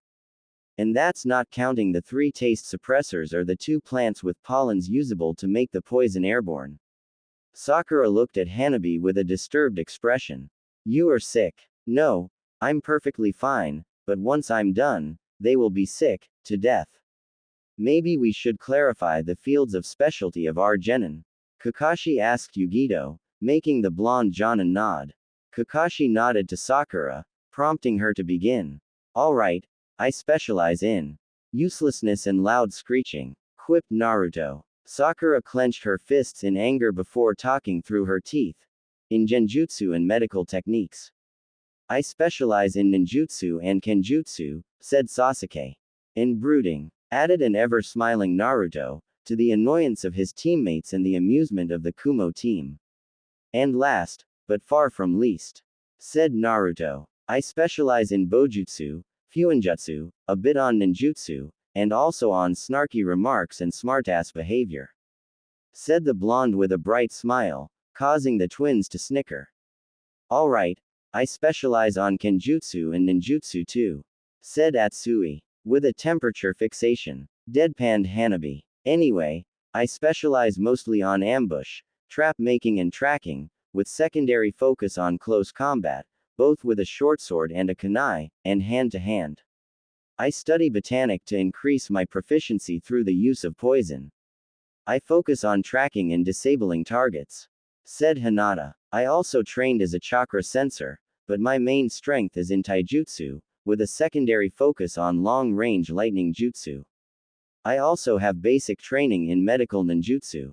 Kakashi nodded. So, you have a tracking, capture and assassination team with a heavy hitter added in just in case things go out of hand, while I have an assault team. That ought to be interesting. Hinata perked up and activated her Byakugan. 5 ships coming, pirates, they seem to have taken prisoners this time. They'll be here in 2 hours. Kakashi swore under his breath. Yugito seemed to think for a bit. Kakashi-san, do you know the shadow clone technique? Hanabi will need to work fast and she'll need to have all the ingredients brought to her at once. Kakashi nodded, and just as he summoned 5 clones, Naruto summoned 20.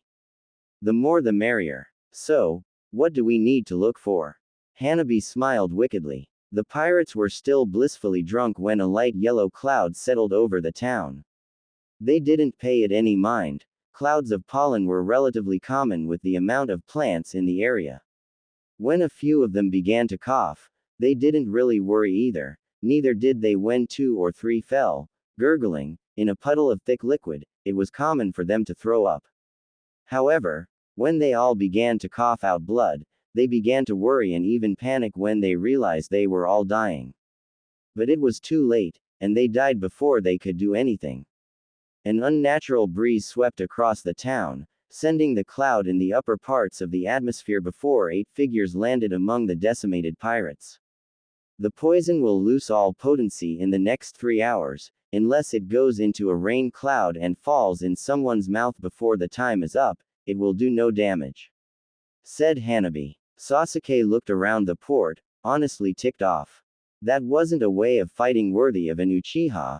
They had died without even having a chance to survive, without a chance to fight. It left him uneasy. Sakura on the other hand was positively horrified.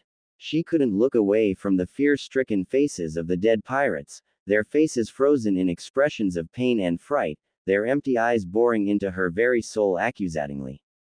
Her breathing picked up, her eyes were wide, darting from one body to another. Suddenly, a hand on her shoulder forced her to look away and into the eye of her teacher. Sakura, death is a reality of our trade and it can be messy like now. Breathe deeply, and remember that they deserved it. They killed and raped innocent villagers for years, and now they paid for it. All right, Sakura nodded weakly, and tried to get a grip of herself. It was glaringly obvious that Kakashi would have to talk to her later on, but right now they didn't have time. Sakura looked at Hanabi with a slight twinge of fear. What did you put in the pea poison? 2/5 of hemorrhagic poison to kill, 2/5 of neurotoxins to reduce their movement and numb them, and 1/5 of paralytic to stop thoracic movement, thus ensuring maximum accumulation of blood in the lungs. Since the poison was airborne, the lungs were the first affected, they drowned in their own blood. Said Hanabi dispassionately, looking at the bodies with clinical interest. If it can comfort you, the neurotoxins also destroyed their nerves in their lungs, they didn't suffer much. It seems to be especially effective. Sensei, would it be possible to harvest some more plants? If possible, I'd like to have some seeds to set up a garden and make some spare poison. Yugito nodded, but a small frown was on her face. Hanabi, Hinata, you seem to take this awfully well. Why should we give any importance to their lives? Asked Hinata calmly, looking at the bodies in slight disgust. We didn't know them, they were monsters, and despite that, sister gave them a relatively painless death.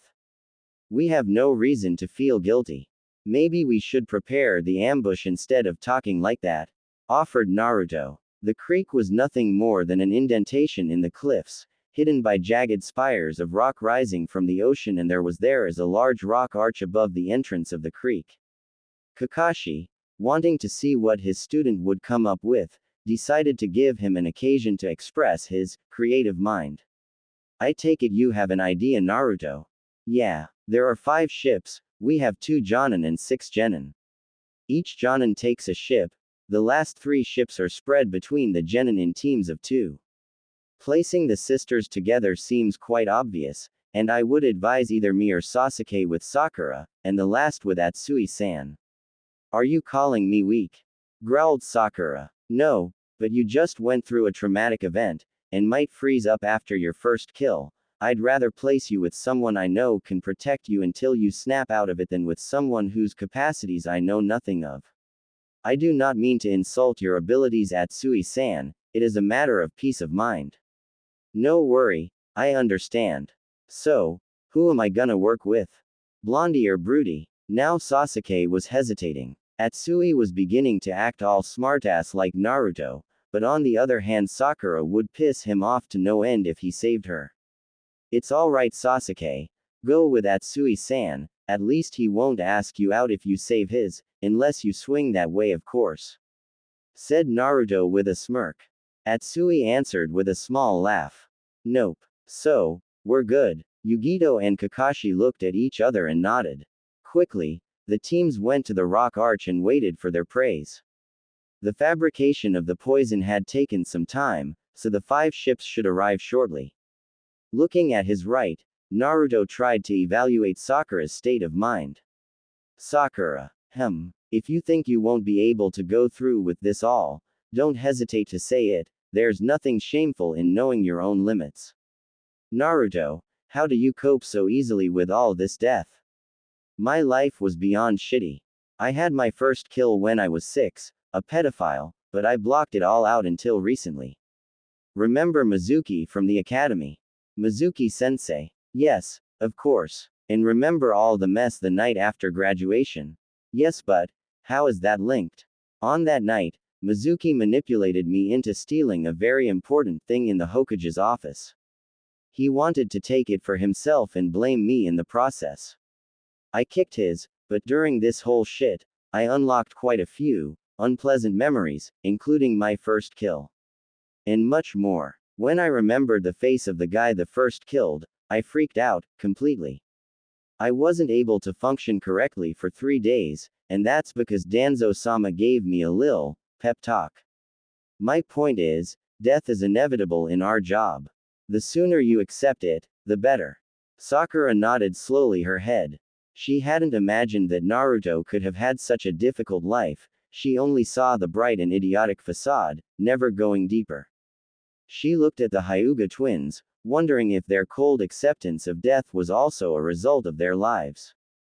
As if sensing her thoughts, Hanabi looked at her and smiled. But her smile felt hollow, empty, fake. Wondering why we don't care about all the blood. Sakura nodded. Tell me, do you know what a Jinchuriki is? Hanabi. Oh please Yugito, it's not like the fox ears and tails aren't giving it away, we didn't have that when we were abducted. It is, after all, one of Kumo's wonderful gifts to us. Said the young Hyuga bitterly, causing the elder blonde to stay silent. Hey, so, you know what it is? Sakura shook her head weakly. You see the Biju, like Kyuubi. It's no use killing them, they reform. So mankind went for the next best thing, sealing them. And since these masses of chakra are beyond badass, a simple thingy wouldn't be enough. So they're sealed in people, those are Jinchuriki. Is that what you and your sister are? Nope, a Jinchuriki isn't supposed to take on characteristics from the Biju they jail. Wait, if a Biju is too strong to be killed? Said Sasuke. What happened to Kyuubi? Naruto snorted. Guess who's the lucky guy that was born that night? He said darkly. S-class secret. Talking about it is punishable by death. My life is shitty enough with 75% of the adults glaring me to death. Sasuke looked at Naruto with wide eyes, shocked beyond belief. Yugito on the other hand looked sympathetic. You can tell the fox that Matabi said hi. Naruto seemed to space out for an instant before refocusing. Kyuubi says hi too. Snorting that he didn't forgot the catnip beer. Yugito facepalmed and muttered something, causing all those around to look in either surprise or amusement. Naruto, should you have mentioned an S-class secret in front of a foreign team? Asked Sasuke cautiously. Yugito-san already knew, we container can immediately tell when another is nearby. The only mystery was which biju we held. Yugito nodded in agreement. Alright, let me get this straight. Said Sakura. My teammate has some oversized seal on him with the Kyuubi behind it. Yugito-san also has a biju and said biju apparently gets high on catnip. Okay. But then, what are you two? Failed pseudo Jinchuriki. You see, Kumo had two idiots who tried to kill the Nadaime Raikage, Ginkaku and Kinkaku, the gold and silver brothers. These two also tried to take on the Kyuubi when it was still free, and ended up swallowed. They fed on the fox's stomach for some time until it just threw up and put them back out, but the idiots had gathered some of its chakra in them. They were pseudo Jinchuriki, with independent pieces of Kyuubi's chakra trapped in them, like some sort of smaller Kyuubi. I believe the max they had was 7 tails. Anyway, after their failed coup d'etat, they were captured and jailed. Kumo looked for a way to use their power. And then, one day, they abducted 2 cute little girls from Konoha. From then, Hinata took over. We were precious to Kumo, they needed us to be as resilient as possible, so they thought that associating the Kyuubi's chakra with our Byakugan would be a good way to ensure we would survive as long as possible to pop out a shitload of little babies and reverse engineer Juken. They were confident in their ability to brainwash us into being loyal to Kumo. We were 4 when they sealed it in us. 10 hours of pain, non-stop. And they failed massively with the sealing. The fox's chakra reacted strangely with ours, and as it coursed through our chakra coils, it mutated us into what we are now. After that, they tried the brainwashing, and ironically, the fox's chakra forbade it. We were completely resistant to any brainwashing they tried. In such cases, the standard procedure is to make the people brain dead, that way you can still use the genes but you don't have to worry about any resistance. But they had invested too much in us, and extracting the fox's power would have killed us. Not to mention it would have failed since it fused with ours. So they decided to see if they could persuade us to be loyal to Kumo. Hanabi began talking again. They placed us in the care of people who had similar plight, Kumo's 2 Jinchuriki, Yugito and B, but after the sealing we had associated A's face with pain, so we mistrusted them, and basically everyone in Kumo. In the cloud, people look at us either like we must be raped on sight or like we're failed experiments who should have been put to death, and there's a group that regularly tries to hurt us. The constant whooping Konoha inflicted on Kumo didn't help, since these idiots blamed it all on us. We needed some way of retaliation, and we went for pranks. But not the harmless pranks, each and every one of them was obviously designed to kill, but made with non-lethal material.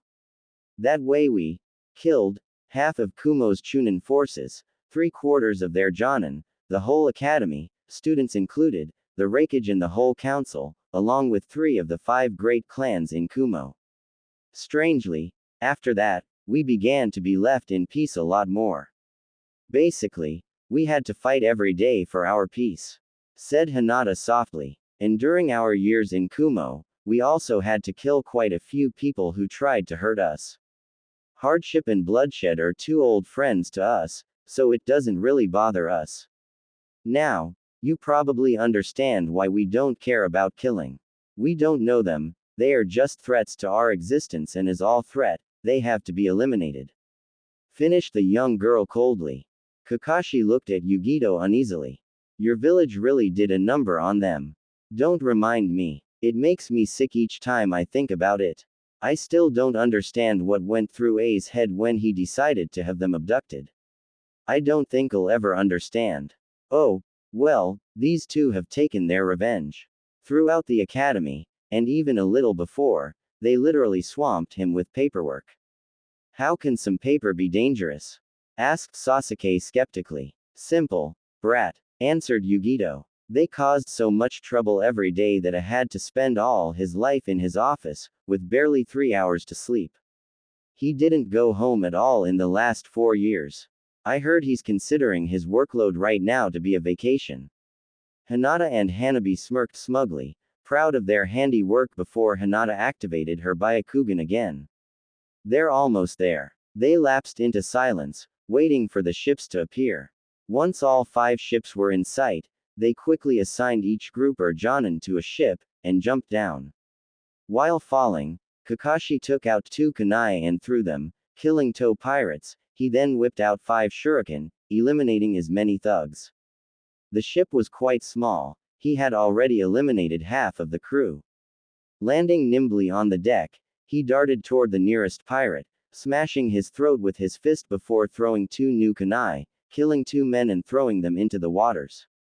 One of the 4 survivors charged him with his sword raised high, screaming a wordless battle cry. Kakashi simply hit him in the jaw before tearing his sword from his grasp and slamming it in his guts with enough force to send the man flying off the ship when he let go of the handle. Kakashi jumped high to avoid a knife thrust, landing on the wielder's neck with all his weight, snapping it instantly. Kakashi looked at the 2 cowering survivors for a moment, before slamming his foot on the deck, causing both of the knives of his latest victim to fly off and into his palms, then threw them at the 2 pirates' faces. Yugito enlarged her fingernails, turning them into sharp claws and landed nimbly on the ship's stern before darting forward. Channeling lightning chakra into her claws, she beheaded the apparent captain and one of his men, delivered a spinning kick to a man's jaw, not paying attention to the wet crack that followed, before gazing across the ship. 12. Retracting her claws, she dug in her pouch, taking out 4 kunai and throwing them, each knife finding a different target.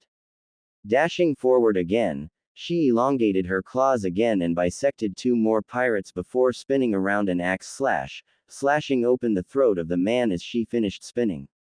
As her rotation ended, she darted towards the last 5 pirates, huddled together in hope that number would save them. It did the opposite. With 3 passes of her claws, they laid on the deck, mangled and bloody remains. Looking at the other ships, she smiled, the battle was ending. Hinata and Hanabi left the rocky surface of the arch with a massive push, summoning to the surface the wilder part of their chakra. Their features became more feral, their eyes narrowed, their small fangs grew a bit and their nails darkened and sharpened. Landing on the bow of the ship, they startled the pirates. Dashing forward, Hinata delivered a chakra-enhanced kick to the face of the closest pirate, breaking his neck, while Hanabi unsheathed the short sword strapped to her back and slashed open the throat of another. Hinata jumped high and Hanabi ran low. Hanabi threw her sword into the heart of a pirate before jumping at head height and driving her palm into another's face, sending a burst of her unusually potent chakra to liquefy the man's brain. Hinata fell into a cluster of 3 men, lashing out before she even reached the ground. One strike hit a man's head, killing him on the spot, another turned a heart into a piece of charred flesh, and her last strike obliterated both of her victims' lungs. All 3 fell to the ground, the last one holding his chest, not understanding why he couldn't breathe anymore. Hinata threw 3 kunai, killing 3 pirates and covering her sister's advance. As Hanabi passed near the body of the man with her sword in his chest, she grabbed the handle and pulled it out, never slowing down. As she reached the 3 survivors, she ducked under a clumsy sword strike before driving her blade into the man's skull. Spinning to free her weapon, she brought it down on another's knee, cutting it clean. As the man fell, screaming, she carved his neck in 2 before kicking the handle of his knife, still in midair, sending it into the last man's head. Sasuke and Atsui pushed off the rock and landed directly on top of 2 pirates, crushing their spines. Sasuke darted to the stern, Atsui to the bow. Atsui unsheathed his sword in one fluid movement, carving through the chest of a pirate, from left shoulder to right hip. Dashing forward, he slashed at a man, taking his head, before rolling under a double thrust of swords. Passing between his assailants, he spun while rising to his feet, cutting them both in half, before completing his rotation and dashing to his next target. With a rising strike, he carved the man in two, spinning on his heels and stabbing his sword through his next opponent's jaw, piercing the brain. With a tug, he freed his blade and jumped, beheading his last target. Sasuke jumped from his victim's neck, unsheathing the chikudo strapped across his lower back. As he neared the deck, he swung his blade at the shocked pirates, beheading two of them in one swipe. As soon as his foot touched the wood, he was moving again, cutting a pirate in two, spinning around the falling body and the blood, cutting off another man's arms before kicking the handle of the sword, sending it through the man's head before he could scream. Sasuke looked at the three survivors, among which was the captain. Moving faster than they could react, he charged them, taking out two shuriken and throwing them, killing the two goons while he jumped past the captain. As he landed, the man's head fell from his shoulders. Atsui and Sasuke looked at one another from across the ship, and smirked. Sakura breathed deeply as she fell to battle, closed her eyes, and locked herself away. When she reopened her eyes, all that remained was logic, and one objective: kill the targets. Cocking her fist back, she swung it at a fast-approaching pirate, hitting his jaw with devastating force and sending him flying off the ship. Twisting, she placed her feet on the deck, landing softly. Naruto landed too and darted forward, unsheathing his blades in a cross-slashing movement, cutting a pirate into four separate parts. Darting forward, the two genin met three pirates. Sakura jumped, delivering a chakra-enhanced kick to the man's face, sending him flying across the ship, shards of bone and droplets of blood trailing after him. Naruto joined his blades into his staff and spun, cutting his enemy's legs with one blade and his neck with the other. Sakura, taking advantage of the last man's shock, drove her fist into his ribs, sending him crashing into the rock cliff and peppering his organs with his fragmented ribs. Charging forward, the two teens exploited their opponents' horror and fear to its fullest. Naruto, being faster, threw himself in the middle of the fight, spinning wildly, beheading a man, cutting another one in two and slashing open the chests of two others, causing them to cough blood and choke, leaving them open for Sakura's devastating punches. The two men took the attack straight in their solar plexuses, but there was such strength behind the strike that their chests simply caved in and their backs exploded, sending a gory shrapnel of ribs and vertebrae bits to pepper the four survivors. Naruto charged forward, his staff spinning, and took two more heads before stabbing a man in the heart. The last man tried to leave, running to the bow to jump in the waters, but Sakura took a sword laying on the deck, threw it lightly in the air and slammed her fist in the butt of the handle, sending the sword sailing at high speed into the man's back, across the creek, and nailing the criminal to a wall of the harbor. Looking at the other ships, the ninja saw that the battle had ended. 30 seconds was all it took, but all 5 ships were now under their control. After a last inspection of each ship, it was confirmed that all pirates had been killed. The 5 ships had been guided to the port and the prisoners freed and fed. Kakashi and Yugito went to a nearby village to ask for help to evacuate the captured villagers, leaving the genin to watch over them. Naruto looked at the families, huddled together, hugging each other, crying in joy, reveling in the knowledge that their loved ones were safe. He felt cold. Seeing all this happiness just reminded him of his life, of what he missed. He wondered, yet again, what it would feel like to have parents, even just one, just to have someone to love him unconditionally. Looking to his right, he saw Sasuke's impassive face, but in the Avenger's eyes, a glimmer of jealousy laid. With a sigh, Naruto returned his gaze to the crowd below. He wondered what would have happened had his life been different. Would he have ended up as some sort of evil lord with an army of imp-like thingies and a massive perverted streak? Nah, I'm thinking too much into that. Hinata suddenly landed near them, surprising them a bit. 4 ships coming, completely full of people. Kakashi-san and Yugito-sensei are with them. Looks like our mission will soon be over. Naruto nodded and summoned some clones to tell the families below that their ticket back to a normal life was coming their way. Sarutobi Hiruzen was a calm man, but what he was reading was beyond shocking. He snapped his fingers, causing an Anbu to appear. Bring me Hyuga Hiyashi. Yugito and Kakashi were sitting on the bow of a ship. Behind them a group of sailors and fishermen were waiting to reach the harbor to take control of the pirate ships and bring back to the mainland the stolen goods and abducted people. Yugito looked at Kakashi, trying to assess him, and overall failing. She knew he was good, very good, one of Konoha's best, but he just gave off the impression of a lazy idiot who left one of his students do all the work. Kakashi-san, I noticed you give a lot of power to Naruto. Why, yes, you wouldn't believe how fun life can be with this kid.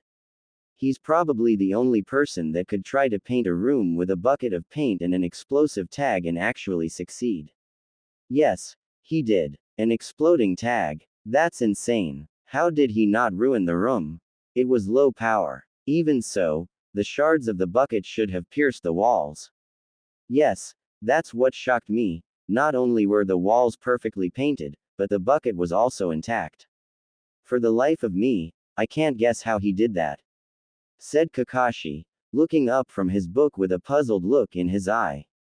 And he's being mean and refuses to tell me, said the elite Jonin with a pout in his voice, and if the deformation of his mask was anything to go by, on his lips as well. Back on topic. Sigh, in short, you give him that much power for fun. Not exactly. I believe he'll make a fine leader later on, so by letting him take the initiative, I give him the opportunity to gather experience. I'll only step in when I feel his plan won't be good enough, though that didn't happen yet. Do you do the same with the Uchiha? I would if he took the initiative more often, but he doesn't. I guess I'll have to talk to him about it eventually. Maybe later. He doesn't really seem to be ready to me. Are you talking about his tendency to glare at anything that even remotely offends him? That and more. You'll see what I mean if you stick around long enough. It's just a tad bit too complicated to put in words. When the ships entered the harbor, they saw the prisoners organized neatly on the docks and the genin spread out across the roofs, keeping watch. Yugito nodded in satisfaction. They did their job well. Of course they did, they were well trained. At least, mine were, said Kakashi with a teasing smirk. Screw you, Hatake, answered a slightly amused Yugito. The ships docked and the sailors quickly spread between the pirate ships while the refugees boarded. The fleet left the harbor after Naruto carefully noted the place on the map. They reached the closest village in barely a few hours, but the night was already falling. All the shinobi were gathered on one ship, relaxing, talking or thinking. Sakura was at the bow, looking at the approaching village, a distant and almost dead expression on her face. She turned her head when she heard someone sit next to her, and noticed it was Naruto. Looking around, she saw the Hyuga sisters talking animatedly and noting things on a paper sheet, Sasuke and Atsui relaxing and talking about something. Noticing the slight smile on Sasuke's face and the fact he seemed to take Atsui's words into consideration, Kakashi and Yugito were also relaxing, leaning against the railing of the ship and reading identical orange books. How? Naruto hummed in surprise. He had expected to be the one to begin the conversation, but it could work that way too. How do you all deal with death so easily? Well, no need mentioning the Jonin and you know for Hina-chan and Hana-chan. For Sasuke, after the Uchiha massacre, he probably spent hours thinking about killing his brother for slaughtering his clan, so he had years to get used to the idea of killing. The actual act didn't really bother him because of that. And you? Asked Sakura after a moment of silence. I'm complicated, said Naruto with a bitter smile. You heard people call me Kitsune, right? Well, that was the mask I choose in the gauntlet, an underground arena built by Danzo-sama. He takes promising students and trains them while keeping them in the normal circuit. The thing is, for a long time, Kitsune and Naruto were two different people. Sakura looked at him with wide eyes. Why, you mean to tell me that you have double personality disorder? Quote, had. Not anymore. Kitsune and the old Naruto began to merge during the Mizuki incident, and the merging finished the night we left Guy's team. Sakura nodded her head in acceptance. Is that why you were so snappy and unstable during the first month of the team? Yeah, the two merging personalities were basically opposites.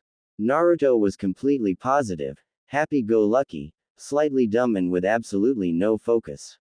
Kitsune was focused, talented, ruthless and had murderous tendencies. The merging didn't go so smoothly at first and I could shift from one mindset to the other in a matter of seconds. Kitsune had a deep-seated hatred of you, so that's why I was so cold and demeaning. Why did he hate me? Probably had something to do with your numerous gifts to me in the form of concussions. Sakura looked at him wide-eyed, horrified that she had actually done that.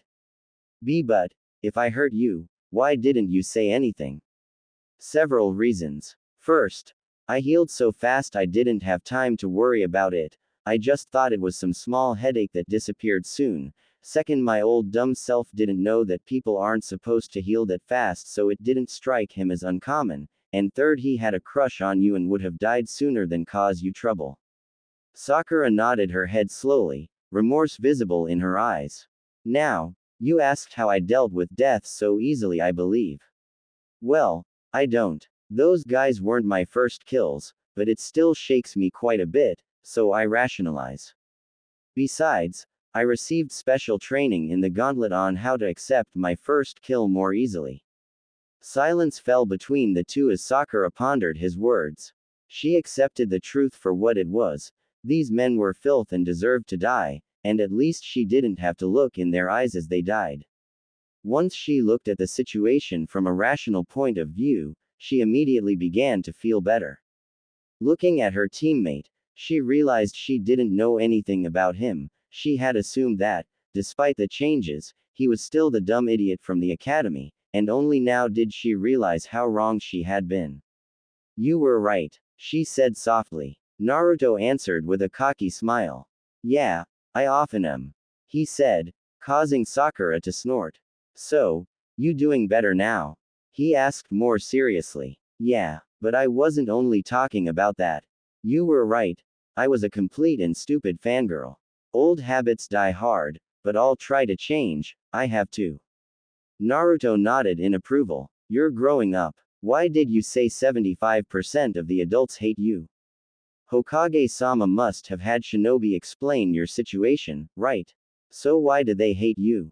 Do they see you as the Kyuubi reborn? No, the village isn't populated by retards. The few people who actually saw me as the Kyuubi reborn were dealt with extremely fast. They hate me because I am a reminder. When they think of me, they think of the Kyuubi, and what they lost because of it. They hate the fact they cannot forget this pain. My only option is to make it so when they think of me they stop thinking of something else, to make them think of me as a human being, a person. Whirlpool is a way to do that, becoming Hokage was one too. Naruto looked up into the darkening sky. There's another problem. A Jinchuriki can be an extremely powerful being. A good example would be Han of the steam armor of Iowa. He is one of the strongest ninja alive, strong enough to fight the Yondaime Hokage to a stalemate. What? He is that powerful. Yeah, and he only got the Gobi. He must be Tsuchikage if he is so strong. Nope. That's the trick. We are also seen as time bombs ready to explode, and because of that we are ostracized. Han hates Iowa with a passion, he loathed the rock, and has for a very long time, so they placed a seal on him to forbid him from attacking Iowa shinobi. Anyone else is free game. Loyalty is always a tricky issue. Sakura nodded, beginning to understand a bit more. So, you're both a risk and an asset to Konoha. If so, why would they allow you to be mistreated? Or why didn't they train you early on? A Jinchuriki isn't your classic ninja, emotions play a big role. If you feel isolated, you begin to give in, and with a container, the results can be disastrous, so the old man tried to give me a normal childhood and the occasion to make friends. Didn't work so well. Kiba became an Shikamaru is too lazy to stick up for me, and Choji is way too insecure about his weight to defend me without being afraid of being ridiculed too. Why not try with other people? I'm pretty sure Shino would have understood. That's where it gets funny. To make sure my childhood was normal, I wasn't even told about the QB in my guts, and I had to find out the hard way. So, for the longest time, I saw Shino as creepy, even if I felt kinship because of his loneliness, so I didn't talk to him, and ended up lonely myself. As for the others, well, you know just how popular I've always been. Sakura frowned. She remembered all too well. Then something struck her. Naruto had no reason whatsoever to be nice to her, she had been a bitch from day one to him. Why are you helping me? Or being so honest to me? Because, like it or not, we're a team. If you know a bit more about me, maybe you can understand how I work and the team will only get better. Then, you are one of my comrades, so I have to help you mature faster. I don't think we've ever been friends, and I'm not sure we can ever be, but at least we can respect each other, especially now that you dropped the fangirl thing. Sakura nodded. After a few minutes of silence, Naruto looked around and saw something that made him smile. Hey, Sasuke, Atsui. Everyone turned to look at Naruto, then at the two, and noticed the two swords boys had each other's swords in hand and were talking about the blades and comparing their qualities. Well, before Naruto interrupted, now they just had their hands on the blades. Two boys caressing each other's sword, something you wanna tell us? Said Naruto with a teasing smile. Sakura repressed a snort, Hanabi snorted loudly, Hinata left out a giggle, Kakashi raised an eyebrow, a spark of amusement in his eye, and Yugito smirked. Atsui and Sasuke remained impassive, then looked at each other in the eyes, before grabbing the back of the other's head and kissing wildly. That stopped everyone. They quickly separated and looked at Naruto. Sasuke smirked while Atsui burst into laughter with a loud, gotcha. Then, Sakura surprised everyone. Ooh-yeeaah. She screamed with wide eyes to take in the scene better, a massive perverted smile and the mother of all nosebleed.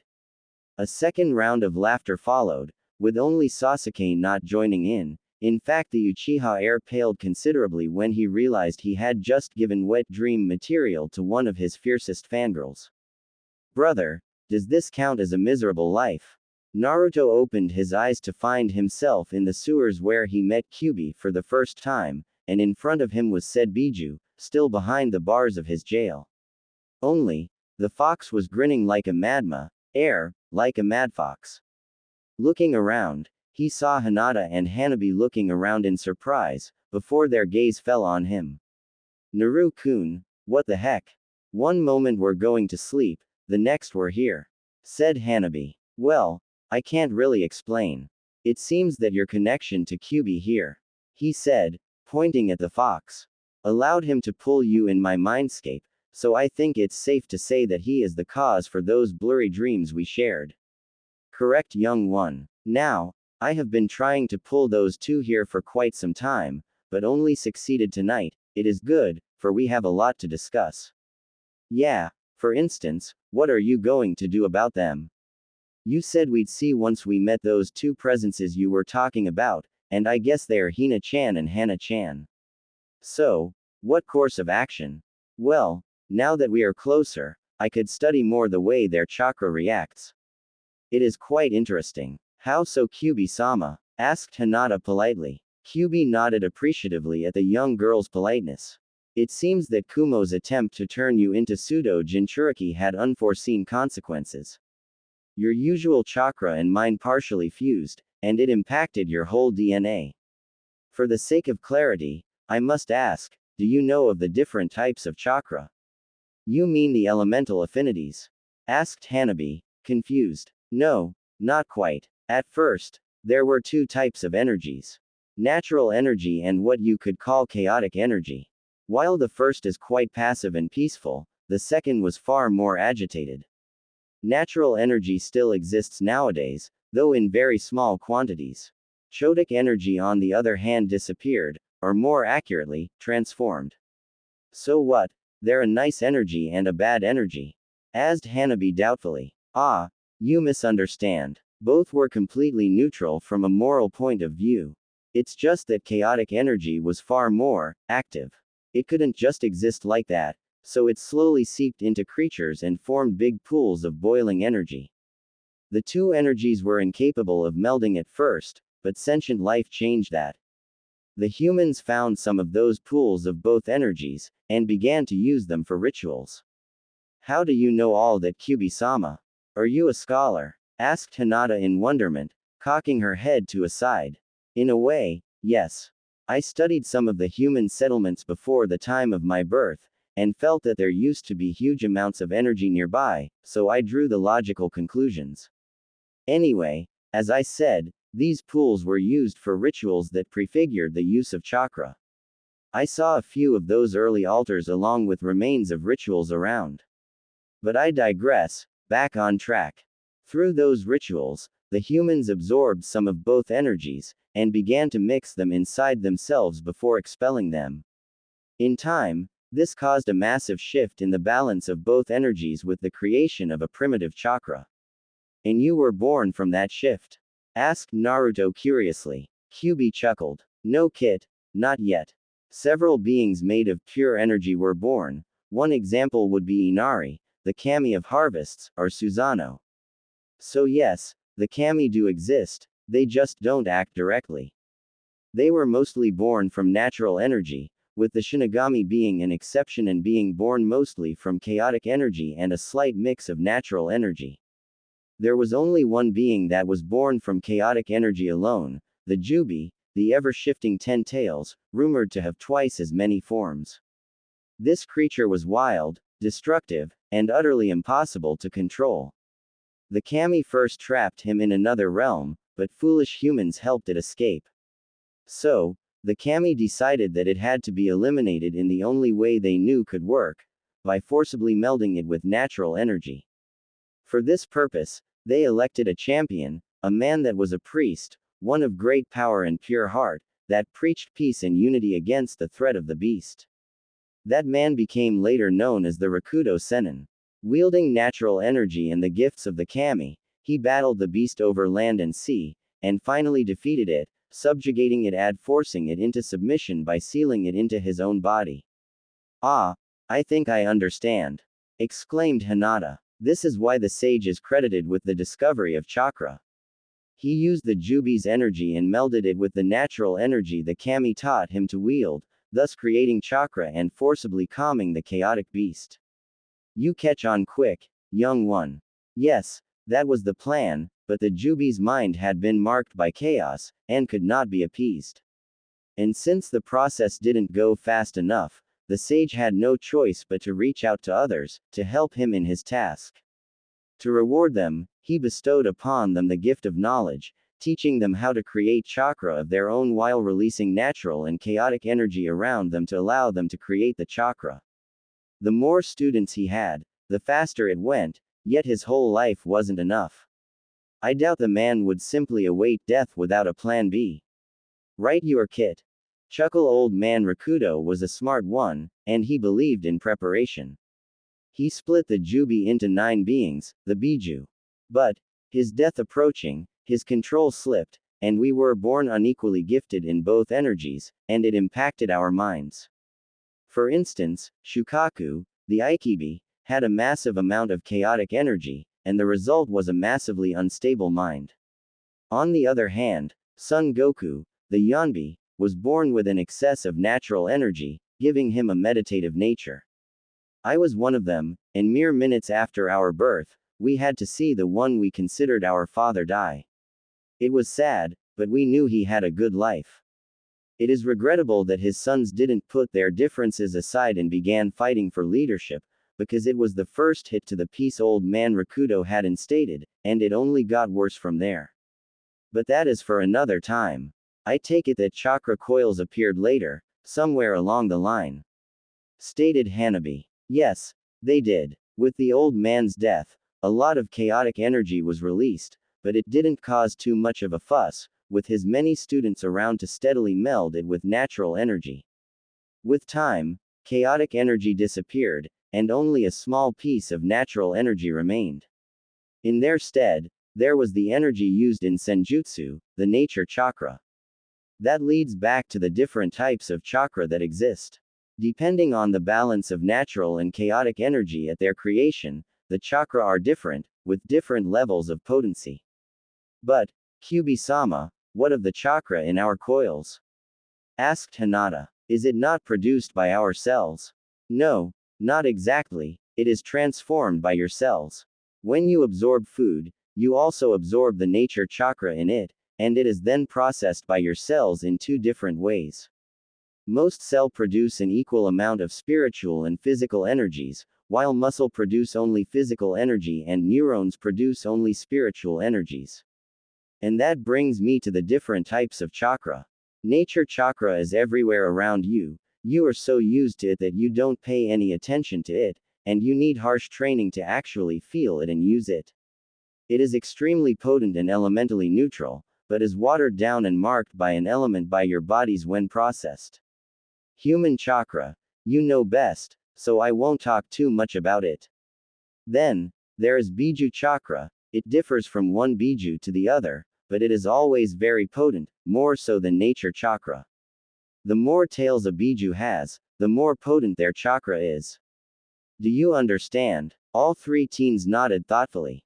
So let me get this straight, said Naruto. They have two different types of chakra. Yes, they do. But so do you. Contact with Biju chakra always cause minor mutations. For instance, you, Naruto, produce some of the Biju chakra coursing through your coils, but only a minute amount. Should I be removed from you, the amount would be too small to regenerate, and that is what is so different with Hinata-chan and Hanabi-chan. They can actually produce Biju chakra, making them the first hybrids between a Biju and a human. It should never have happened, but it did, and because of this, they are kin to me. Protect them, help them, and I will fight by your side willingly and support you with my strength. Sounds good. Say, do you think you could also teach the girls a few things? That would help a heck lot. Kyubi smiled widely. Most certainly. What do you say, little ones? Heck yeah. Sign me in. It would be a pleasure, Kyubi-sama. Kurama. My name is Kurama. Alright. We'll remember it, Kurama. By the way, you said you were sealed in my mother previously. Is that why she appeared in our dreams a few times? That could be an explanation. I will have to explore this possibility.